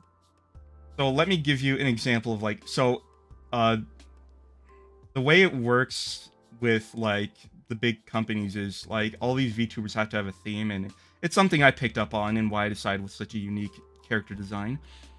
But, like, an example would be, one individual from the original Hollow EN branch, because it started in Japan, then eventually Indonesia, and we are on Generation 2 of English. So there's... Okay. But this is also, by the way, why it's a good place to start with English, because there's only 11 of them. Well, actually, now that I think there's 15, because the male group finally got its first generation Hollow Stars. Well, hey! Equality. Yes. It should be worth noting that there are way more female models than male. Oh yeah, and yeah, I can imagine. That's definitely an area of female privilege is VTubing. I don't want to go into. I know I'm skirting around like very dangerous hot button topics here, but I will say you're more likely to make it as a woman than a man. And like, well, I mean, you just need to look at the statistics as proof. Every other aspect of society is like pretty much rigged in favor of men. So that's fair. Like that's the thing, though. It's fair. It's fair. Like most streamers are men, and the female streamers are like always accused of being thoughts. Which, to be fair, a lot of them do just like wear a sports bra and yoga pants, and that's it. Well, I mean, for like every big female streamer, there's like, 100 female streamers who aren't making it, because like Actually, I think I don't that's know, part of the people- reason. I think that's part of the reason why. Actually, I've. Funny you should say that, Sin. I fell into the rabbit hole around September 2020 when Hololive EN first came out. But anyways, back to what I was saying. Because Hololive is like an idol group, and like they have like managers and PR departments, it means you don't get any of like the you don't get the talent isn't obviously not allowed to get political. They're not allowed to get into like internet beefs, and like everything is made sure that there is no hostility. And also, because they're idols, it's implied that you are never ever gonna have them in any form other than a body pillow. So I don't think they get simps that often.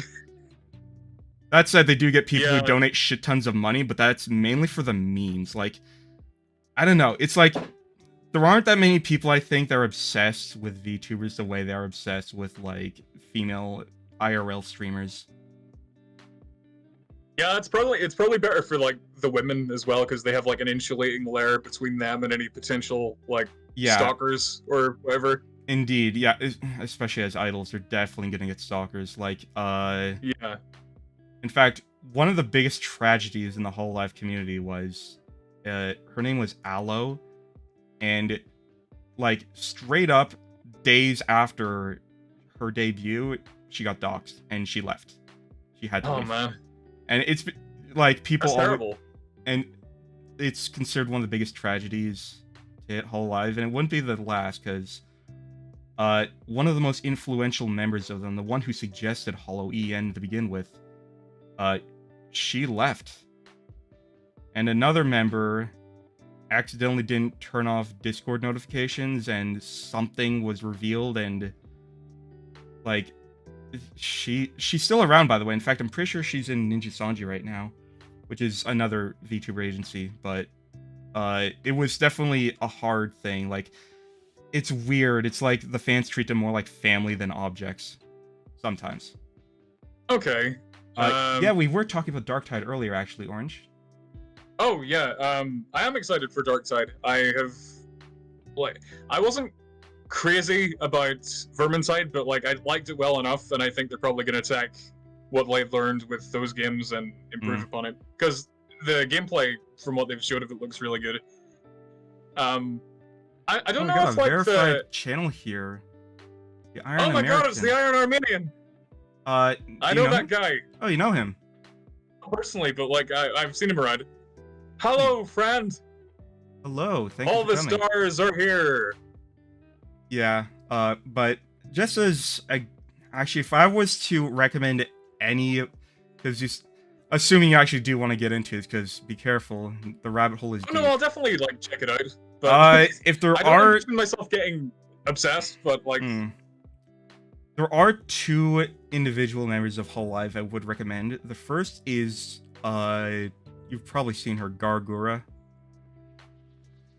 It's like this little shark girl. Oh yeah, no, I've seen that.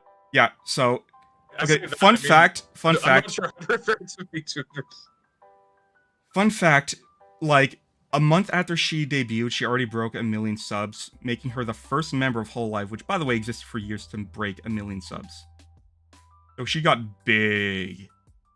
And for a reason. The secret is clearly sharks. Like everyone loves sharks.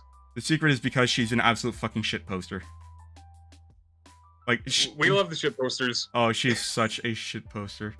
Oh, yep, someone is also recommending Calliope Mori, who was her gen mate. Calliope Mori she's a Grim Reaper, is her concept. Okay, that sounds cool. And interestingly enough, she was a professional musician before this, a rapper. Yeah. I see her. She's got like a little backwards baseball cap on and all that stuff. That's one of her outfits. Her original one definitely fits the theme a lot more, like wearing like sort of like a black dress you'd wear at like a funeral with like a veil. But Gura is definitely entertaining. Oh, she got obsessed with Jump King. Have you ever played that? Oh no, I haven't. What be this? Well, have you heard of Getting Over It with Bennett Foddy? No, stop throwing out all these references to things I don't know. You've never heard of Getting Over It? Oh my god. Okay, here's what we're gonna do. No, is that the little thing where the guy's in like a pot and he has a hammer? Yeah. Yeah. So imagine that, but it's a platformer. Okay. And that's what Jump King is. It's really interesting. Okay. The other member of Hololive I would highly recommend is Oro Crony, who is this incredibly huge, awkward mess of an individual with a silky smooth voice. And she is currently my favorite out of Hololive. Why is she wearing a desk fan on her head? People joke that it's like helicopter blades. So her concept. So every generation usually has some sort of a shtick to it. So the first generation was Hollow Myth. So you have the Grim Reaper, a Phoenix, a Cthulhu Priestess, a Shark Girl from Atlantis, and a private investigator, obviously referencing Sherlock Holmes. That would be Amelia Watson, who is arguably the most toxic gamer I've ever seen. Like, holy shit. Like, holy shit, she's toxic. And she's pretty decent at CSGO, too. Second generation was Hollow Council, and they straight up made a whole religion with the guardians of space, time, culture, space, time, nature, civilization, and chaos. Oro Crony is time. Huh. Which, I mean, her name... Okay. Kronos. Yeah. Yeah, and Oro, which I'm pretty sure it's Italian or Latin for hour. So, like, it's a clock on the back of her head. Oh, okay. I kind of see it. Bit. I would definitely recommend her as well, because she's like weirdly awkward in a way that you have to see to describe. And by the way, that's the thing, like, the talent don't have these like fake gamer girl personalities. It's like if anything, if they ever mention bathwater, it's as a fucking joke. Or like, well, that's like a whole meme in and of itself. I don't know how. Yeah, but like I don't know how genuine that is. Like, people don't actually buy it, do they? Buy what? The gamer girl bathwater. That's just like a meme, right? I'm pretty sure Belle Delphine was the one who started it, but it like someone actually ran DNA tests of the water, and it's like, no, this is just tap water. You're being fucking punked. If you pay for that, you kind of deserve it. I think. I think so too. But yeah, I guess. If anything, the most perverted members of Hololive are actually the Japanese ones. Absolutely, yeah. Like, the English ones are very clean. But yeah, that is what I would recommend for you. There's so much more to this than I thought there was. No, that's just Hololive. There's Ninja Sanji. Just like... I thought there was just like little funny characters playing video games. I mean, ostensibly that's what it is, but there is like... Also, another benefit of being a VTuber is that you don't have costume changes that often, so it's not like you're gonna see someone in their underwear on stream. Like on Twitch. I don't want to see none of that. I want to see video games. Exactly, and the vast majority of the content is video games. Out of my face. Vast majority of the content is video games, so you don't have to worry about that. But yeah, that's what inspired me to become a VTuber, and I actually am interested. Have you ever had any interest in streaming whatsoever? I don't think I'm charismatic enough to stream, to be honest. Like, what do you think, chat? Would you like to see like a monthly DreadAnon stream where he plays like Dawn of War or like Mechanicus? Or maybe like React... Someone says no. Someone says... Sure. Dread reacts, and it's just like 50 minutes of me going like, yeah, well, that looks okay.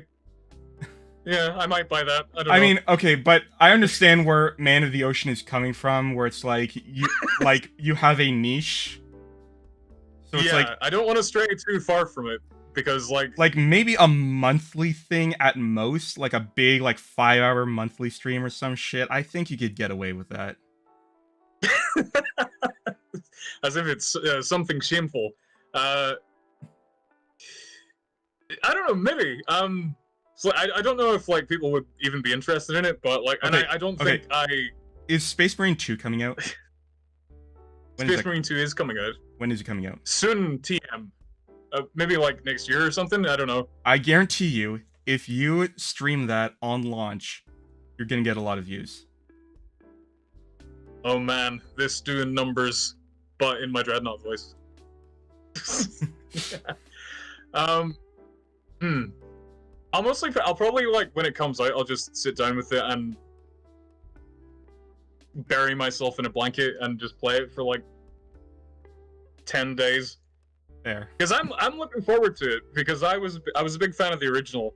I never finished the original, but I do know of the famous cliffhanger ending. It does drop off a bit towards the end because they start throwing bullet spongy chaos marines at you. I remember someone saying, I don't think I ever got to that point. I don't know, I got to the point where the boss battle with the big orc boss, and that was it. That wasn't the best boss battle in the world, but that character had a lot of personality. Grimskull. Yeah. I've heard people say that Grimskull deserved way more screen time. Spice Marine. So you said that you never actually played the tabletop, but let's assume that you did. What would your army be? Oh man, so I don't know. I don't know anything about the rules except the dice are involved. So I don't know what it would be like in terms of mechanical strength. Okay. If everyone played 40K based on the mechanics, then everyone's just gonna sell their army when the newest edition of some other army comes out. Well, that's the thing. I've heard a lot of complaining recently about the leagues of Votan being overpowered or something. And are they on tabletop that yet? might well be true. Wait, they're the squats devising the... Yeah, I was wondering, are the squats on tabletop yet? They're coming, and I think they announced the rules or something, and people were in an uproar over it for some reason, and that might be entirely warranted. I don't know, but yeah. So there are some people who care a lot about that stuff. Not me, box sets are already selling, apparently. Yeah. But aside from that, what would you especially from an aesthetic standpoint? What army would you choose? Gosh. You don't have to stay dedicated to one army. Maybe Admech. Admech? Maybe Admech. Admech. Yeah, because... Or perhaps even... Yeah, Rock and Stone, yep. We did mention earlier Deep Rock Galactic and how he should definitely play it. Okay, would you ever want to game with me on stream? Oh yeah, for sure I'd be open to that. Okay, because, when Dark Tide comes out, I'll let you know. And, hell, I'll even gift you DRG if you want, on Steam. Because I'm pretty sure you don't have crossplay, at least not yet. I don't need your charity. I'll buy my own dwarfs. Your own dwarfs. Them dwarfs, man. It is such a... It's got so much charm in it. Okay, there's a type of mission in DRG where you have to escort a giant drilling rig to, this target. And then once you get there, you have to, do 4 waves of defense before it blows up. And, the driller will blow up, and the head of the driller will come off. By the way, while you're protecting this driller, you can walk up to its head, and you can pat it on the head. That's the most dwarf thing ever. You can. That's amazing. And so once the mission is done, the driller explodes, and the head goes flying off. You can pick it up, and you can bring it back to the evac drilling pod. And when you do, it shows up in the mission complete screen. And almost every I time, clearly have been missing out here. every time you play that mission, That sounds amazing.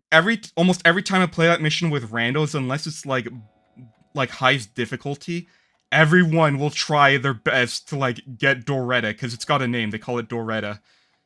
They'll try to get Doretta onto the pod because Doretta's part of the crew. Oh. And there's like, that's the thing. It's got like lots of yeah, it's Save Doretta.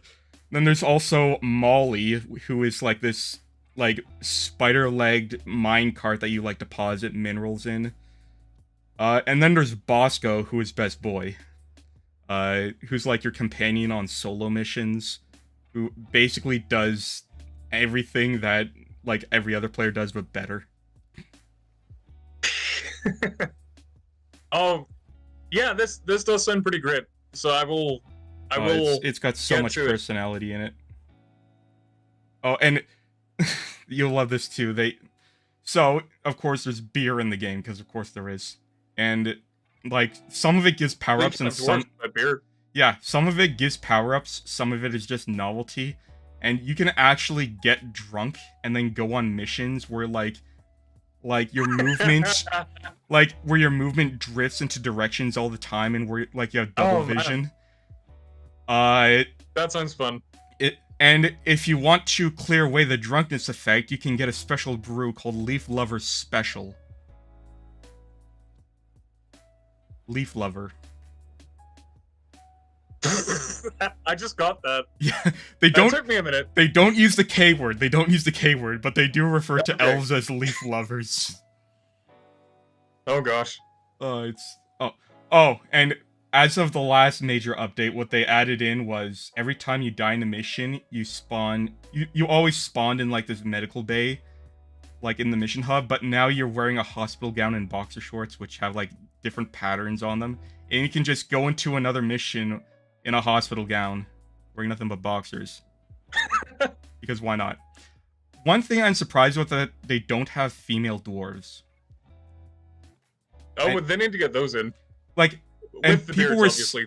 I remember someone brought up on one of the development live streams, and they're like, "Oh, we have to make a new mall for it." And I'm like, "No, no, you don't. just add in a new voice. That's all we want." I mean, what, you think we have to have specific accessories for female dwarves? No, female dwarves have beards too. This is probably blasphemy in some corners, but like the extras in the much maligned Hobbit films there were like female dwarves, elaborate. They weren't quite full beards, but they were like whiskers, and they would they had them tied into really elaborate patterns and stuff. And I think that's what I'd like to see in female dwarves, sort of like not like a full. There is a wide range. Beard, There's like... a wide range of cosmetics in DRG2. Like, I've seen people create Santa Claus or like Ian from Forgotten Weapons. Actually, one of my characters. Oh, Jesus. Yeah, one of my characters I made look like Gun Jesus. So it's like there definitely is a wide variety of customization shit. And yeah, I would highly, highly, highly recommend it. Is there any questions left that chat has? Come on, chat. Let's give me. You're never gonna get a chance like this, at least for a very long time, to ask him directly. If you want, ask me where the bodies are buried. Also, hey, if you want, ask him to do voice impressions. See, it's all in the effects. My actual voice isn't like impressive, I don't think. Go feet. Revenant. Good. Do you see the Pus Fumes character concept video from Vermintide 2? Have you? Oh, the little guy with the eyes. I have seen that. That was like ages ago. I can't remember it. There are like lots of little aspects of Vermintide that I do like. Like, I really like the characters. Like, they're all great. And the aesthetic of the Skaven and the Chaos guys, I think I would go so far as to say that it's better than Total War Warhammer. But don't tell Creative Assembly I said that, because like I want to be in one of their games someday. I'm curious, what is, because I've seen a lot of Skaven videos from you, even though you said you don't like fantasy that much. Like, would you say... I do. I do quite like fantasy, just not as much as 40k. In terms of fantasy, would you say Skaven is your army? Oh yeah, definitely. Like they're just so. It's such a creative idea for like a race, just on the face of it, and they have so much personality. Give me the QRD. Give me the QRD. Okay, so Skaven, they're rat guys. Obviously, that everyone pretends don't exist for various reasons of social cohesion, and their whole shtick is that they're. It's kind of like how the orcs are in 40k. Like if they teamed up, they would easily conquer the world and just devour everything. But they don't, because they're so conniving and backstabbing and cowardly that they would rather fight with each other than with the. What are warp stones? Because I've heard that a lot. And like their thing is kind of like they're master scientists, but they never like put it towards anything useful. They just build like crazy weapons that aren't really any more effective than just like a gun. Aren't they also like addicted to warp stones or something? Yes, yeah. They go crazy for it, and they like they crush it into powder and do all sorts of nasty things. Like I was gonna say, is it like because it makes it seem like some kind of like crack for them? No, yeah, it's basically like it's kind of like. Oh, here's I was gonna say space crack, but then it's not in space, is it? Okay, so I guess it comes from the moon. 2 questions. What is your thoughts on the lizard men in fantasy? I really love them conceptually, but like in practice, they're kind of boring. Like all their, because they don't. They're just like I guess they're a bit like. Even though the elves are the direct fantasy equivalents to Eldar, the lizard men are kind of like Eldar because they're very like standoffish and they see everyone else as beneath them. And I really love all their designs, and I love like Croxagors are so cool. They've got like big crocodile guys who wield maces, and they're really cool. So I like lots of things about the lizard men, but I don't play them that much just because. They don't have quite as much flair as like in terms some of the other factions wise, right? Yeah, because they. I don't enjoy because like all their little like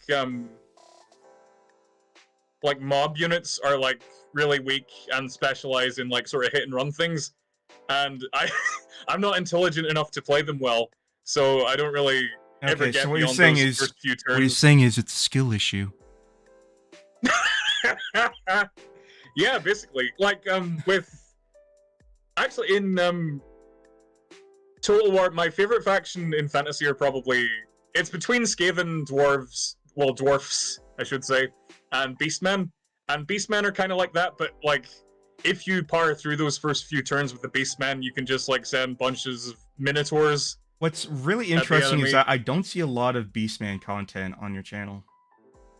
Because it is absolute murder on my voice. Like, it's the only voice I do that, like, genuinely hurts my throat. Like, I haven't found a way to do it in a way that, like... Sorry, continue. How dare you cut me off?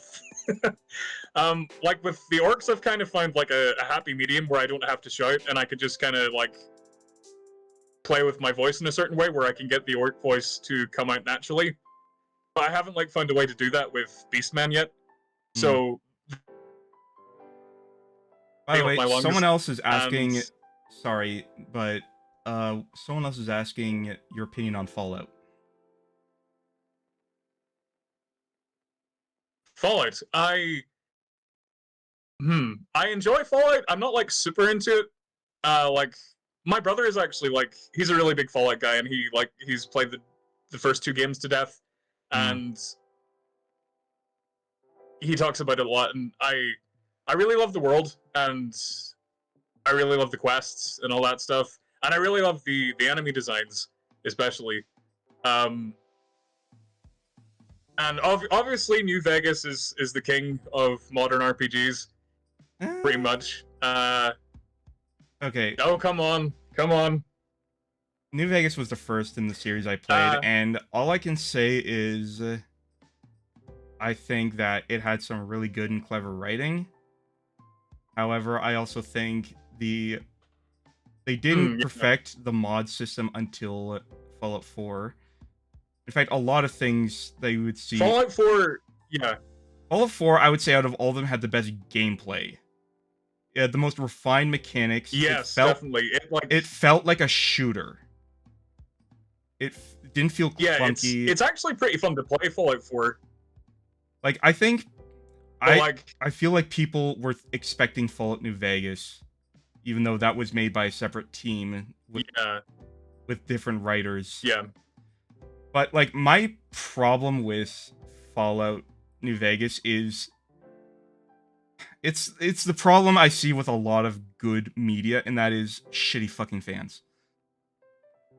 Like, Oh, yeah. Well, the amount of times people... Every property in existence since the beginning of time has a pretty miserable fans. But, like, the amount of times I've heard people talking about patrolling the Mojave, I'm like, shut the fuck up. They're like, my good rutting, yeah, and I say, boon. That joke's like...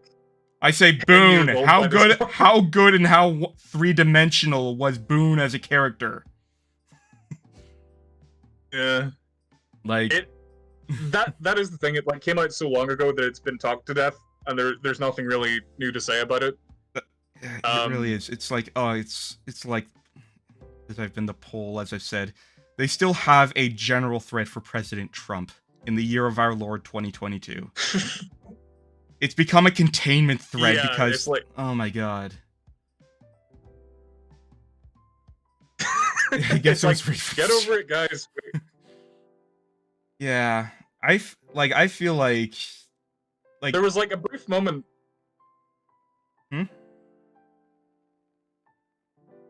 A brief moment of what?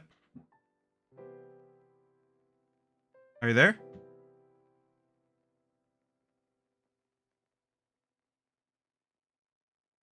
Oh shit. Oh, there you are. There you are. Yeah, but there was like, yeah. Your internet okay? I thought so. It's giving me the full bars, but like the bars can be misleading. All right. Well, we can hear you consistently now. So, anyways, what were you saying? I can't even remember. I think it was like there was like there was a brief moment a couple of years ago when, I don't know, the American election was happening, the Trump versus Biden one, and it looked like Trump was going to win again, and I almost thought he was for a brief moment. Yeah, and like the memes were fresh again for just that little nugget of time. And they weren't as fresh. Okay, and by the way, I don't get political often, but I will say this: 2016 was a very surreal time. Like, that election will stay in my memory forever, especially me browsing Twitter at midnight on election night, going through the timelines of all the people who were so dead set on Hillary winning, suddenly having a meltdown. Yeah, there was a similar thing over in the UK, because that was the same year that Britain voted to leave the EU. And I don't think the fallout was quite as dramatic, but there was still a lot of yelling and screaming, and there definitely was. I want Elon to bring him back to Twitter simply because of the chaos produced on the internet. You know, that was the thing. There was one thing I respect Trump for, and that was he was a good troll. Like, remember? Do you remember his London visit when people pulled out the balloon? Okay, like, why can't the people of the UK do that with their own politicians?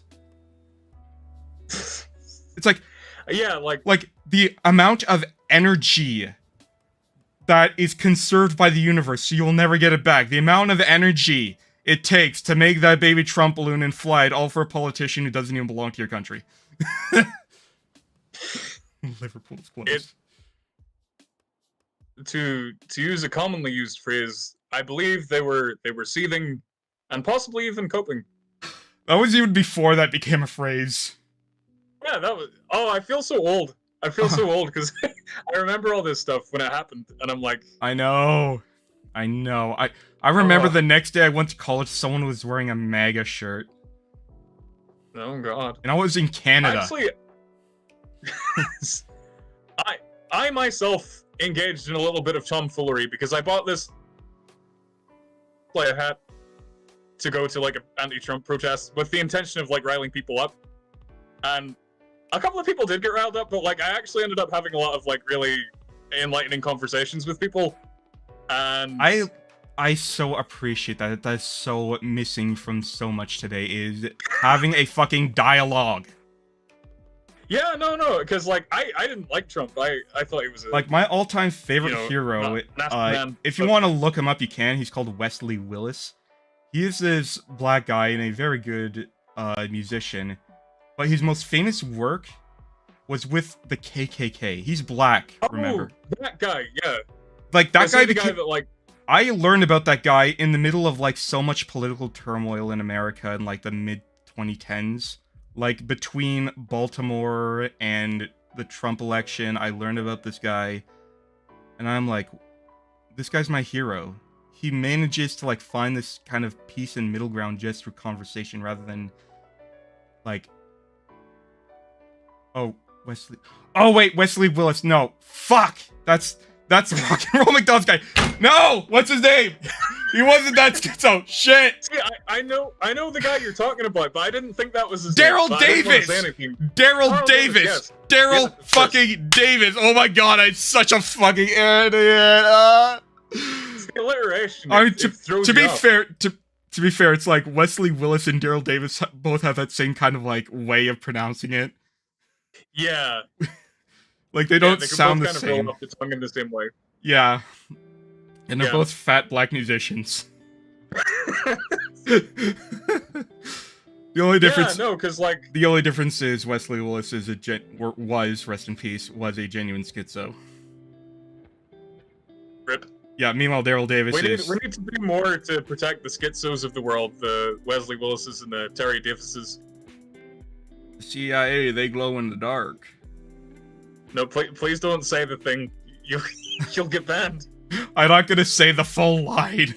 Oh, I will say, you should try doing a skit where you do an impression of him. Oh no, I don't know, because that feels kind of mean, because like he was like genuinely a really troubled guy. Maybe. So yeah, you might have a point. I don't want to come across like I'm making fun of him. Like, he was obviously like a crazy person, but like I think. Have you played the '90s Fallout game, and what is your opinion on Hoi 4? What's my opinion on what? Heart of Iron 4. I have played. Oh, okay. So in order, I've played Fallout 1 and I enjoyed it, but like I never got super into it. By the way, sorry to say this, but I really have to pee. So, can you explain these answers on your own? Okay. Yeah, I played Fallout 1. I never got into 2 because like the first one didn't really grab me. I think it was maybe just a little bit too archaic for me, and I love the art style and I love the characters and I love the world, but like the gameplay just wasn't to my taste, and I guess that might make me a zoomer, but I've never played Hearts of Iron. I think the closest I've got to it was Crusader Kings. Like I played quite a bit of Crusader Kings 2. And it felt like repeatedly running into a brick wall at first because I didn't know if anything I was doing in the game had any effect on anything. But I eventually got to grips with it and I ended up really enjoying it. I'm not as like big into World War II stuff as I am into like medieval stuff. So I don't know if that would be maybe like a barrier for me or something, but I'll maybe check it out one day if it's on sale for cheap or something.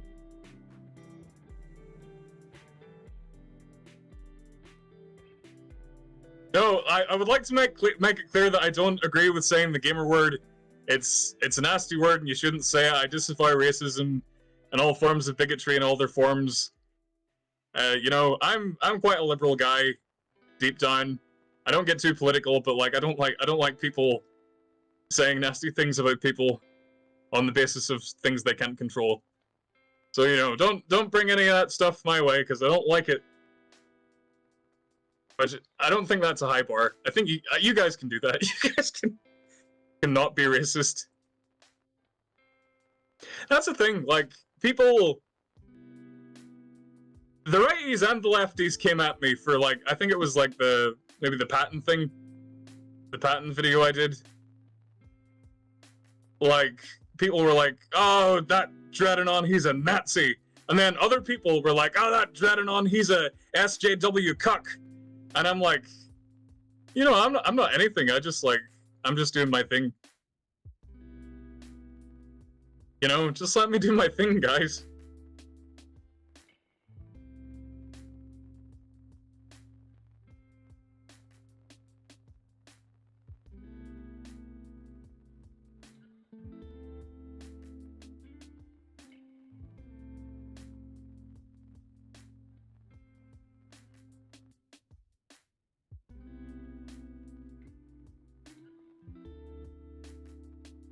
I'm here. Whoa, hey! Hope I wasn't going too long for you people. Let's see, can we what?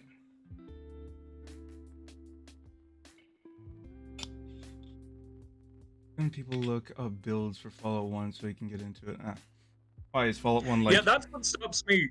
That's what stops me getting into some of those older RPGs. Like, I just throw my stats around, like, willy-nilly, and I end up hitting a brick wall because I don't know what I'm doing. But, like, at the same time, I think looking up the builds beforehand, that kind of takes some of the fun out of it, because, like, with those older games, you're supposed to, like, keep re-rolling and keep trying things out to see what works for you. I mean, I just think the idea in general of... I think the idea of just re-rolling in general is so stupid. Like, that is one part of, like, old school D&D that, like, needs to stay in the fucking 80s, is rolling for your stats. Which, by the way... Is that like a contentious point between D&D players, like, rolling versus, like, just picking? I know that there are definitely the grognards and the graybeards who would say that, like... How often do you watch Nick Beardia? Because they sometimes go into it. Not to the same extent. I do not. I would highly recommend them. Especially since they're also from Northern Ireland. And they're also big... What? They're also big, like, tabletop fans. So, but they talk about how, like, everyone wants to play 5th edition D&D, and about how, like, it's impossible to die in 5th edition. And, like, James and Megan are both kind of on the fence about it, I think, because, like, I like 5th edition. I like how streamlined it is. I like... what science fiction do you like? I mean, obviously, Sign, it's Warhammer. Definitely. You may have heard of this obscure little, war game called Warhammer 40,000. Actually, I was watching Nick Beardy video where... Because they, like, go through 4chan threads every now and then, and they found one on Fit about a guy who met, like, an IRL Blood Angel fan at the gym. Like... Well, that's the thing, because, like, 40k fans are either, like jacked up beefcakes or, like, scrawny nerds. There's no, like, in between. Well, there's also the fat ones. Oh, I remember... Oh, yeah. I remember my local game store when I was growing up. Oof. The neckbeards. It wasn't that much in terms of cringe, though.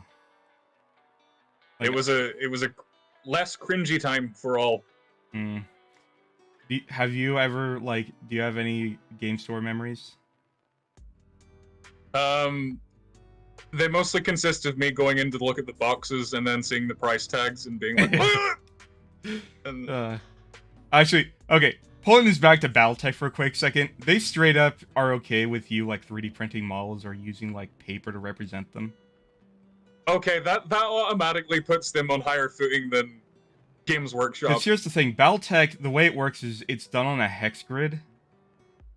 So... Okay. So, like, you don't need to worry, because I've heard stories of people who cheated in Warhammer competitions by, like... Oh my god. By slightly, between turns, inching their drop pod. That way, when they take measurements again, it's like, no, this drop pod's in range. And, like... But it's like, no, you don't have to worry about And you also don't have to worry about using the Imperial system either. I'll have to show you the flowchart of like the Canadian measurement systems, because like when you're that Don't close, you guys use Imperial? when you're this close to America, it depends on what's being imported. Okay. Yeah. Like, Well, like I said, there's a whole flowchart for it. It's like if you're measuring small distances, you use the imperial system. If you're measuring big distance like kilometers, you use kilometers.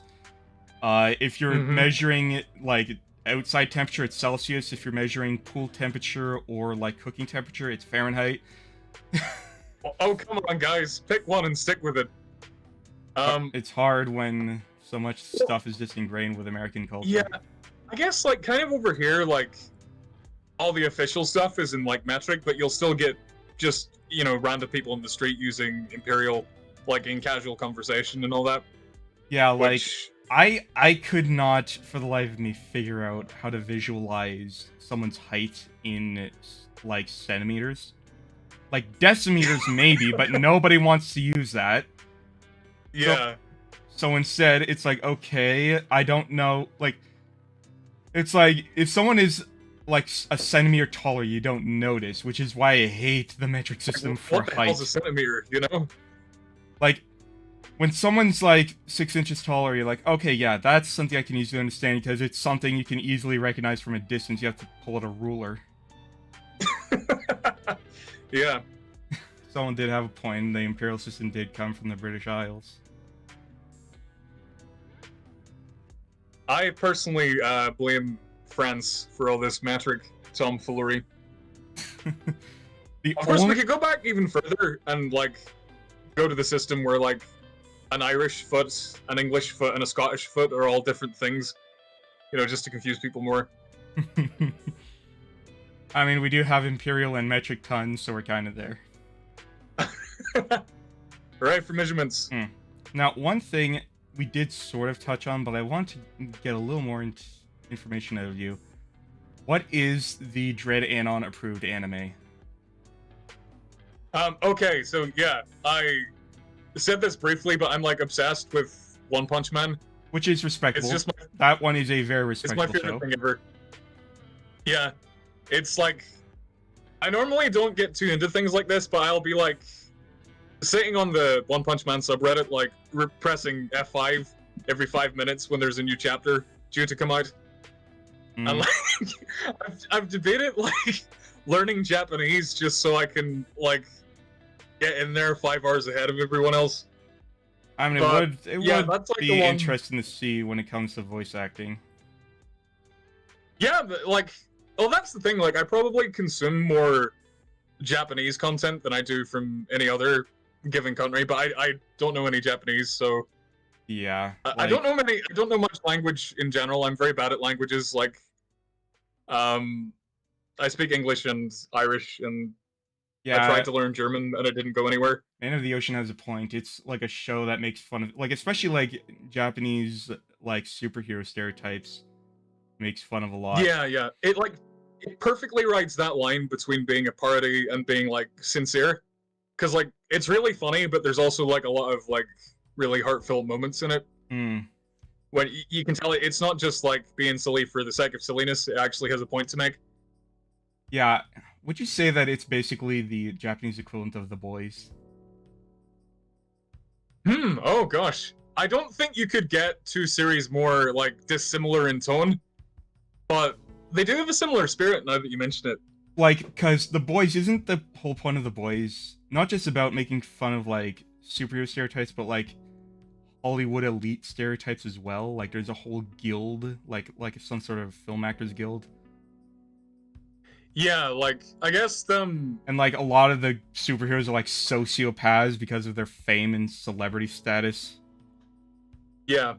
I actually... This is, like, a weird situation where I've read The Boys comics, but I've only seen a little bit of the TV show. And, like, my impression of it was that it was a lot more...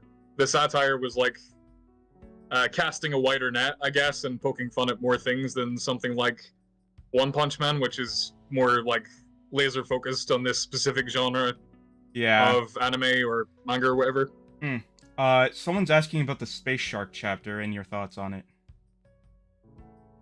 I can never spell their proper name right. Like, is it Caracodons or Carcharodons? I have to look this up. I think they're cool, but they're like, I don't like focus on them a great deal. But I think I've done a video on Tiberos the Red Wake, who's like their chapter master. His thing is that he's, you know, big and mean, just like a shark. Actually, one thing that we did talk about before stream, which I just remembered, regarding the Japanese content that you consume, you mentioned a certain phobia you now have because of Junji Ito. Yeah. God damn it. I don't even like saying the word, but yeah, there's this horrifying scene in Uzumaki where a guy like slowly turns into a snail. Yep. Like over the course of several days, and it's the most like screwed up, disgusting thing. And then it starts happening to more people, and there's this like awful, just like gut-wrenching scene where like, oh, I know, near the end. Yeah, I know the one you're talking about. Yeah, I don't even want to like say it because like it's pretty short. Uzumaki, you could probably like finish it in a couple of days, but like, I think I finished it in 2 days. Like, yeah. For me, the most fucked up chapters was chapter 10 and 11 at the hospital. Oh, yeah. That was like, at certain points, it didn't get to me, but those 2 chapters, I think what horrifies me is that there was no closure about it. It's like, okay, so what's gonna happen to the rest of the hospital? What's gonna happen? I wouldn't think about it too hard. I don't want to. It's depressing. It ends on such a depressing note. Like, the whole thing is just like an exercise in... Okay, so, because one of Junji Ito's inspiration was Lovecraft himself, right? Yeah. And something I noticed about Lovecraft after reading Ito is... Do you even remember any of, like, the protagonists in a Lovecraft story? There are certain times when, like, they're... Like, can you give me... certain characteristics. Okay. I can't tell you any of their names. Who was the guy who penned the Call of Cthulhu in lore? Yeah, I don't know. Like, yeah, you know his... guy, it's like, okay, his... little statue. Yeah. You know, like, there are... And that's the thing... Oh no, the chat. Don't mention the cat. No. Don't mention the cat. No, we can't mention the cat. But we'll get to these questions in a second. But with Uzumaki, the thing is that we spend all this time focusing on the main character, and especially... And that was the thing. The other thing he was inspired by, which you don't really realize it until you learn, like, about the first-hand accounts of World War II and, like, the atomic bombs, was the atomic bombing. Like, once you learn about the fact that, like, people were walking around sort of in a daze with flesh rotting off the bone, but they didn't seem to be in pain, like, this feels like Uzumaki shit. This feels like Junji Ito body horror really shit. comes across in his work, yeah. Yeah, like, especially at the end of Uzumaki when there's just rubble everywhere. But the thing about Uzumaki it was so good, but I hated the ending because it's like, you spend so much time getting us invested into the lives and struggles of these characters and make us feel relatable to, like, make them feel relatable. Lovecraft doesn't do that. The characters in Lovecraft stories are just vehicles for you to look through, but you don't feel any emotional attachment to them. That's my biggest criticism of Uzumaki is, why'd you have to make it... That kind of works against Ito sometimes, because, like, he famously, like, just sort of leaves his endings hanging sometimes, and that kind of gets you wondering about what happens to the characters. And I mean, with Gyo, at least with Gyo, there was a sense of hope at the end of it. Oh yeah, no, Gyo was one of the ones that, like, ends pretty well. I think it's mostly his, like, shorter ones, I think, that just, like, it's the manga equivalent of just trailing off in the middle of a sentence. Like, and the character's like, oh boy, that thing sure was scary. that was another criticism I had of Uzumaki was, like, at first it seemed episodic, where, like, every chapter had sort of continuity, then it became every chapter is its own isolated horror adventure, and the character... Like, the main character... Just listen to your boyfriend, pack up, and leave in the middle of the night. Get away from this fucking town. No, they tried, and then they couldn't. When did they try? Although I think that... Yeah, they tried, like, later on, I think. They tried to leave, but the later tunnel just on... keeps looking... Okay, yeah, fair enough. Like, at the part where people are starting to turn into snails, I'm fucking out of there. Oh, yeah. I'm getting to the other side of Japan. Would it have let them leave... Would it have let them leave earlier if they tried, you know? Ooh. But, there is one other piece that sorry, I have to get your opinion on this. Because I especially did with Textile okay. George. Jojo. You know, that's the funny thing. I've only watched the first part, and that's like the part people talk least about. So I have like I have no frame of reference to all these crazy like spirit battles that people go on about that happen later. So like where I'm at in it, like it's still just two guys punching each other. It really is. So Araki was inspired by Fist of the North Star. In fact, Jonathan in part 1, he's straight up cosplaying as Kenshiro. I forgot his name for a second. I never made that connection, but like now that I think about it, it's pretty obvious. He wears like a vest and like fingerless gloves in the 1800s. Yeah, I feel stupid for not getting that now, like, because it seems really obvious. Yeah, but so like it was definitely the time where his like writing style and even art style was derivative of someone else, and Lovecraft did that too. Lovecraft was derived from Edgar Allan Poe for his first attempts. Part 2 is where it starts to get interesting because, like, they even reference Part 2 in TTS. I'm not sure if you ever noticed that the Casodes. The Pillar Man. Yeah, Pillar Man. Yeah. That's when it starts to become bizarre. Part 3 is quintessential JoJo. If you can make it through Part 3 and still don't like it, yes, I've heard Part 3 is like where it gets going. Part 3 is quintessential JoJo. That's where like the formula was perfected, and everything after that is just experimenting with the formula more. Like, so, and I tried to say this with Textile George, but I never did get around to saying it during our conversation, but if you can get through Part 3 and still not like it, then I can respect your opinion. However, if you can't get through Part 1, you can't say you hate JoJo. No, I did like what I saw of it. I just, like, I stopped watching it for some point. I think I just didn't have the time. But, like, I do want to get back to it because it feels like this entire, sphere of, like, discussion that I'm locked out of currently. And yeah, like, part of the reason I got into JoJo was just because of all the memes I kept seeing. Yeah, it's like, what the hell are any of these people talking about? I need to look into this. But, like, I've heard people refer to it as the anti-shonen, like you know what shonen is? Yeah, I understand the concept of like a fighty manga for like teenage boys. Like adventure stuff like One Piece or Dragon Ball Z or Naruto, which yeah. are all anime that are notorious for being full of fucking filler. JoJo isn't, actually. Like, if it's like a really important fight, it'll last maybe 2 episodes at most. But I can respect that. But most fights are over and done with by the end of an episode. So it's like, it does not waste airtime, but every fight still feels memorable in some way. But also is just... JoJo is just so extra sometimes, like... Let me explain to you something. Part 5 is straight up an anti-drug PSA.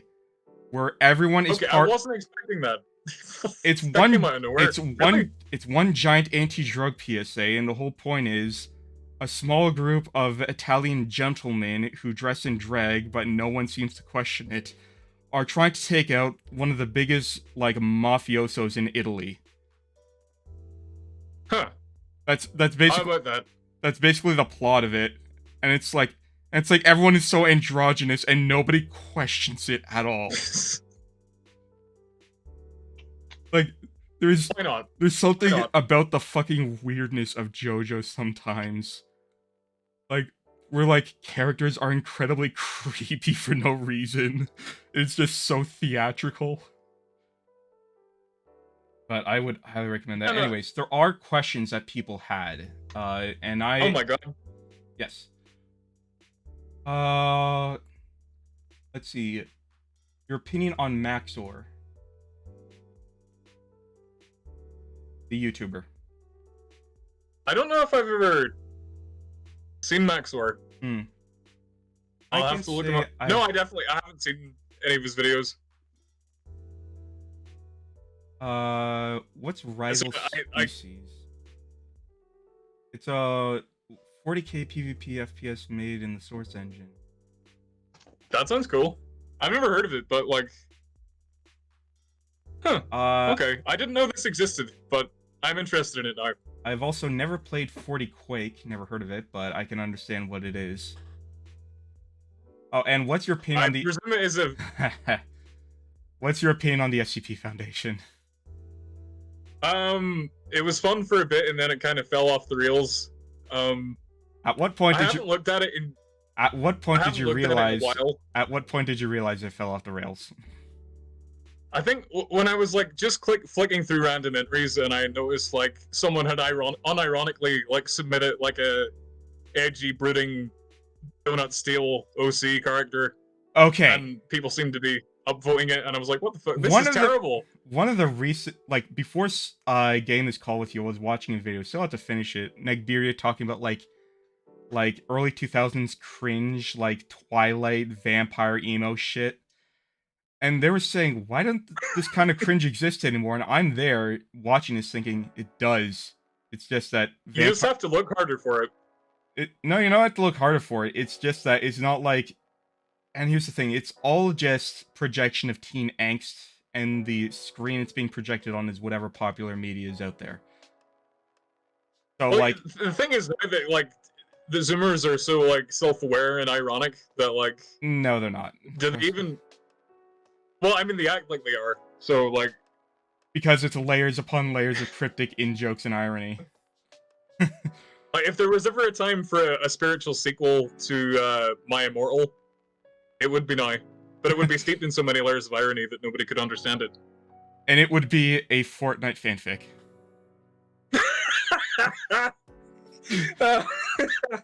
People don't write Fortnite fanfiction. Are there characters in Fortnite? Are they not just, like...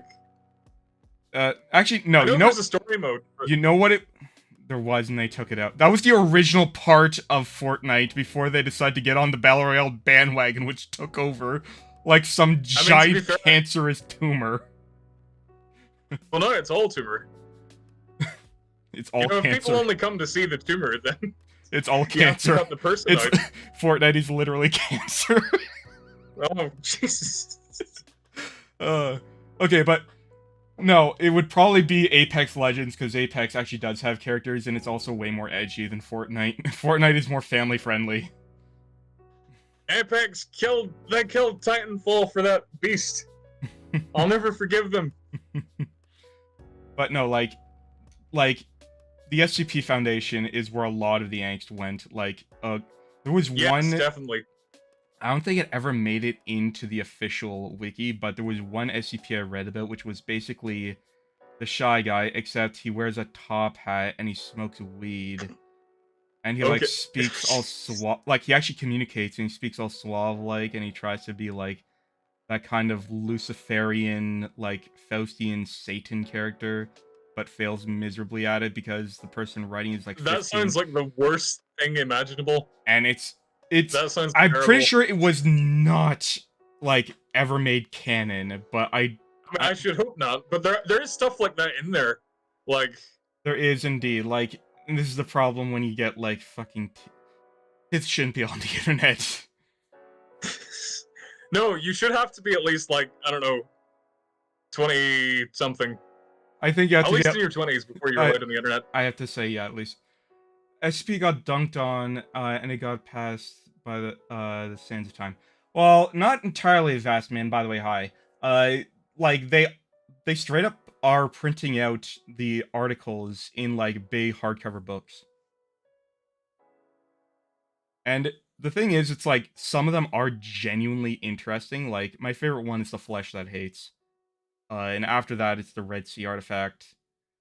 But even the popular ones somehow feel derivative. You know what I mean? Yeah, Like, isn't the well, like it wasn't supposed to be like a professional thing at first, because so like people could be as derivative as they wanted. and it still is. It's all public domain stuff. But like, Yeah, the concept of the OG SCP-173, that's Doctor Who, isn't it? but yeah, there was like some controversy over whether or not the angels from Doctor Who or that came first. I think, like, I think they came out at roughly the same time. And the Like- Shy Guy is basically a witch from Left 4 Dead, right? Except with stupid amounts of plot armor. It's Yeah, like, I read through that article. That thing was that the survived. one where, like, if you see it in a Yeah. picture, it like comes to kill you. Yeah, Yeah, like, that thing has reportedly survived being hit with a Gatling gun. It's like, like at a certain point, it does get stupid, and they're just like, it's just the author like wanking off their own creation, and which I guess they're entitled to do, but like it is annoying to read like, because and like that doesn't add to it in any way. But just like I guess the idea is that it's supposed to be something you can't kill, and that's what makes it scary. But, like, probably my best example of this, and the one SCP I absolutely despise is the reptile. You know the one I'm talking about. oh the crocodile thing that like it's kind of a meme to be unkillable. It is an old, dried up, crusty, crumbling, covered in cobwebs meme that refuses to die because it has too much fucking plot armor. I wouldn't mind it so much if they actually made it sound interesting. Like, It's just a big lizard. there was one part that was intriguing, and that was at one point it escaped confinement and it met that DOS AI thing, which also has this kind of hatred for humanity. And ever since that conversation, the DOS thing set aside dedicated space in its very limited memory about that SCP. And that's just it. We're never allowed to know what they talked about. We're never allowed to know what they have in common and stuff like that ever again. And ultimately, the only reason that thing exists, like the lizard, is for like the termination logs, which you already know how they end. Yeah, I think it's overstayed its welcome by this point, but it's so like ingrained in the fandom's like collective consciousness. And I remember looking up on like the forum for it, like about any way to possibly kill it, and people said if there are ways, it would never be considered canon. And I'm like, yes, that's exactly it. The community just won't let this meme die. Actually, that's a good point, Ocean Man. Rickroll is still funny. Rickroll is one of the some things that are just like timeless, that'll never die, and they'll be here forever. And we should embrace those lucky few. The oldest recorded joke is a fart joke, which that absolutely exactly makes sense. Yeah. Like there are, and this is something I did start thinking about recently, are memes that have ascended to godhood, and there's very few of them. Yeah. Loss is one of them. And the other yeah, I can that'll think, never get old. Pepe, I don't think he's ever gonna get old. Neither is Wojak. Like those are around and they're here to stay. Depending on who you ask, like a lot of people are like sick of them because they've like, I guess they've like smothered the old style of OC where you would just like draw a comic and it would be in your own style. But nowadays people just like take the Wojaks and like put funny hats on them or whatever.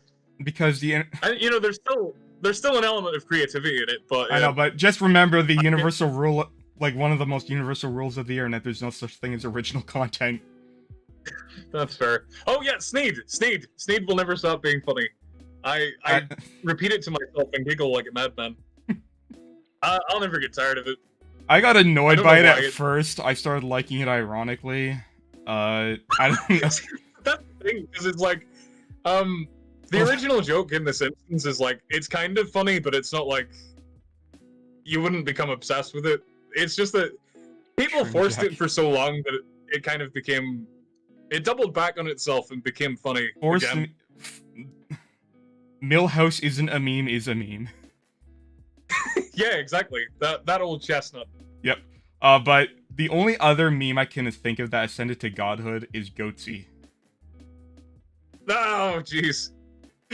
Like, we're so far away from that, like, temporarily, where you could post something, like, inspired by Goatsy and, like younger people wouldn't get it. I think people would still get it.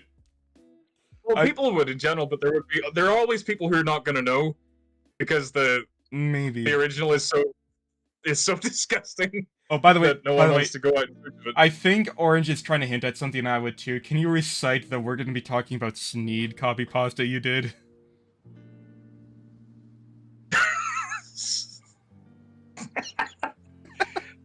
I can't remember if I can't remember how I started that. Like, we're going to be talking about Sneed. We're going to be talking about fancy German cars, and we will definitely be talking about feed and seed.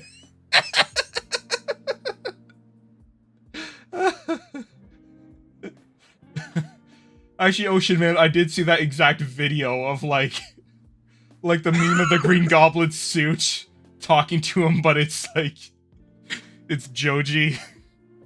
I'm glad he's found success with his whole music thing, but I do miss him. That's the thing, like the death of Filthy Frank. But bringing us back to VTubers in Hololive for a second, when Coco, who was the first one to willingly leave, when she did leave, it was sad. It was a Filthy Frank is gone and is becoming Joji moment. Did she go on to do anything else, or was that just it? So, here's the thing. Hololive picks its talents carefully. So, like, they'll announce that from this day to this day, we're opening auditions, submit a 5-minute clip of yourself playing games or something. Coco was already a big streamer, a semi-virtual YouTuber, because she still did IRL face stuff. Okay. And she went back to that. She went back to that persona.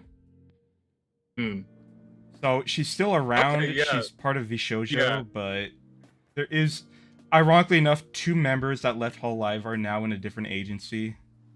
So it's like friends still together. Okay, that's nice. Yeah, it's like the thing about like what was specific to Filthy Frank is that he like the thing he moved into was like so far removed from the stuff he'd been doing. I know he did do music and stuff, but like yeah, at least with Coco, when she left, she still did what she did. It's just without all the restrictions of like management and being an idol. Yeah, well, I'm sure in some ways that must have been like liberating for her. I'm pretty sure that's why she left, was all the restriction. Yeah, but with Junji, it feels like Filthy Frank died. Yeah, oh, it's so weird to think about because it is the guy's out there and he's like doing his thing, but he's like such a different person from. And this how is he something portrayed himself. This is something I did realize when Coco left is the concept of what is death. Let's get really philosophical here for a second. What is death? Okay. Jeez. Huh. Give me your best idea of what death is.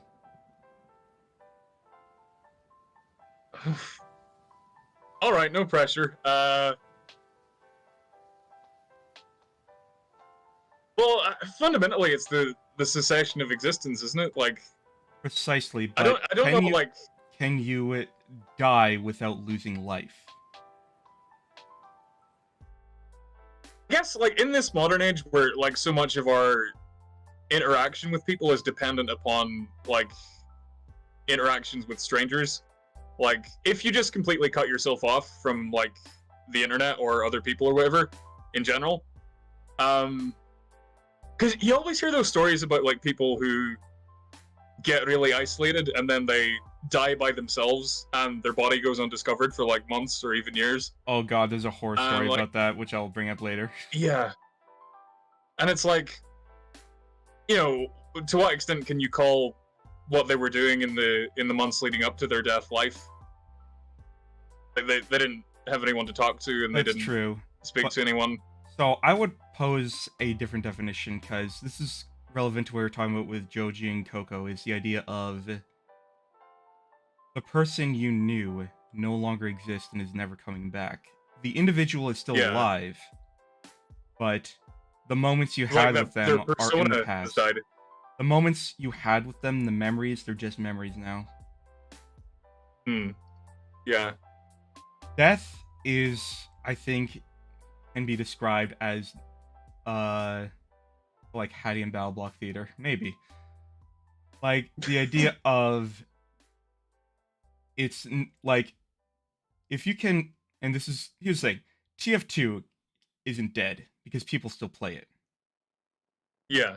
Lawbreakers, if anyone still remembers that is dead.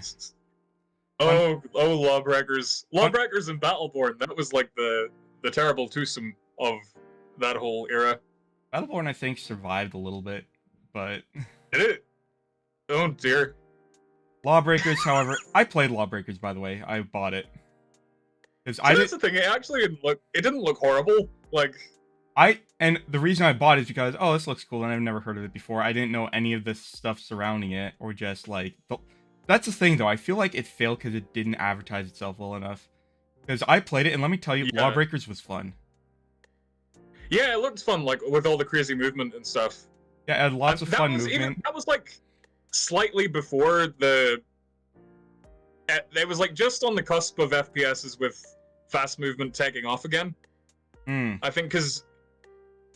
And I guess, maybe if it had come out a couple of years later when that stuff was more in vogue.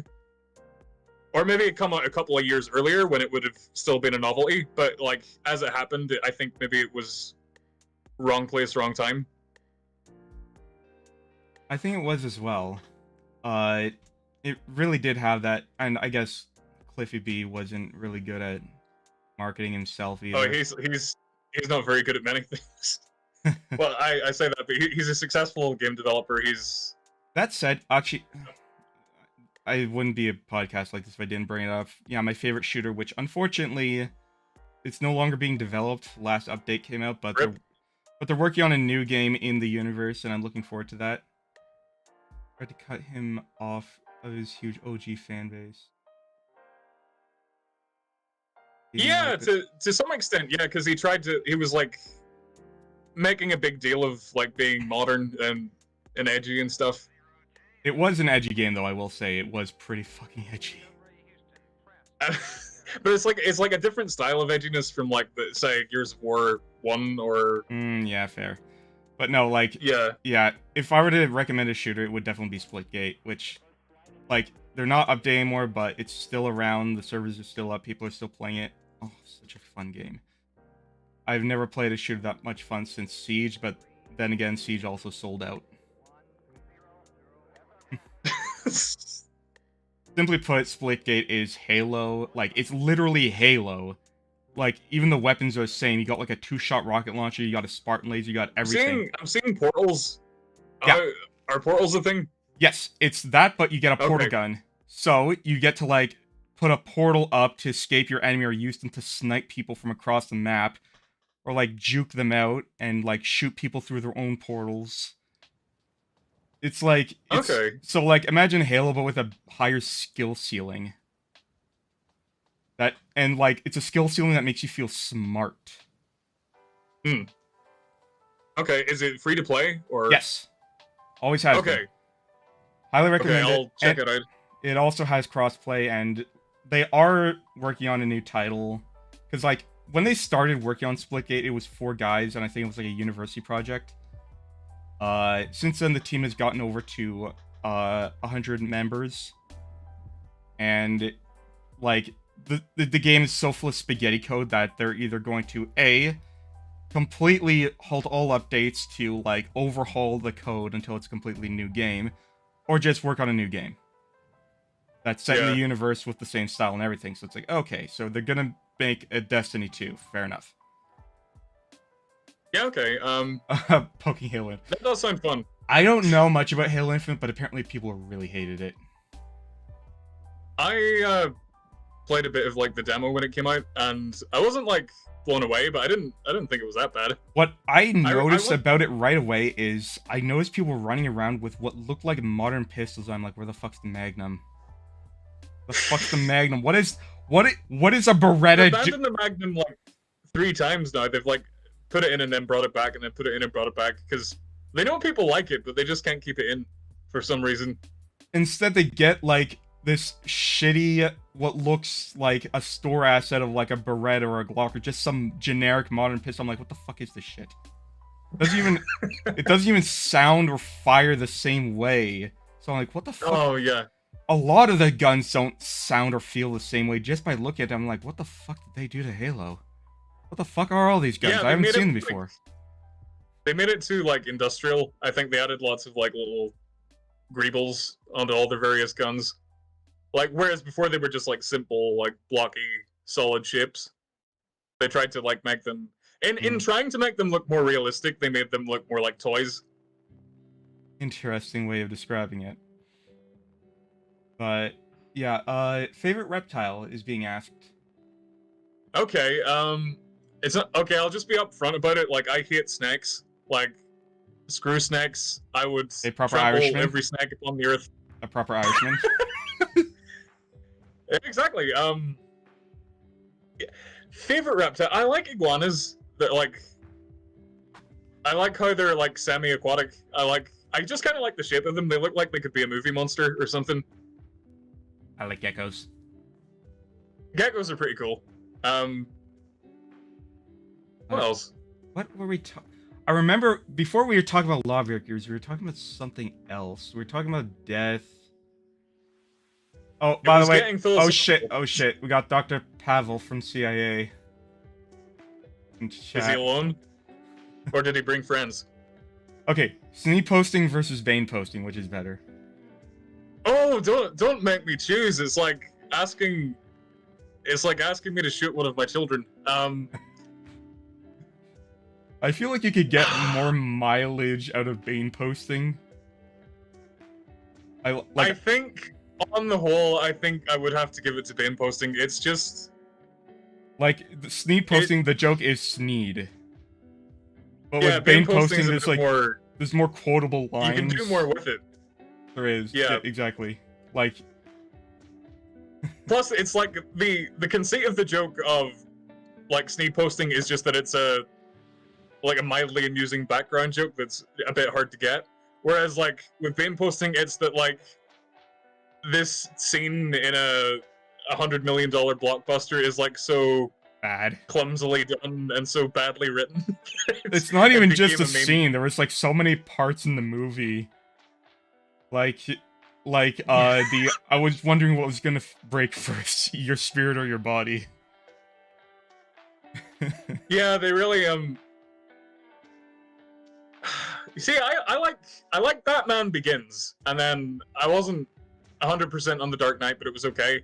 And then with The Dark Knight Rises, there's just like so much stupid stuff in it. Like there's that big freaking scene at the end where like all the criminals with assault rifles like get into a big fist fight with all the policemen. And it's like, why wouldn't you just stand behind the cars and shoot them all? You know? Good question.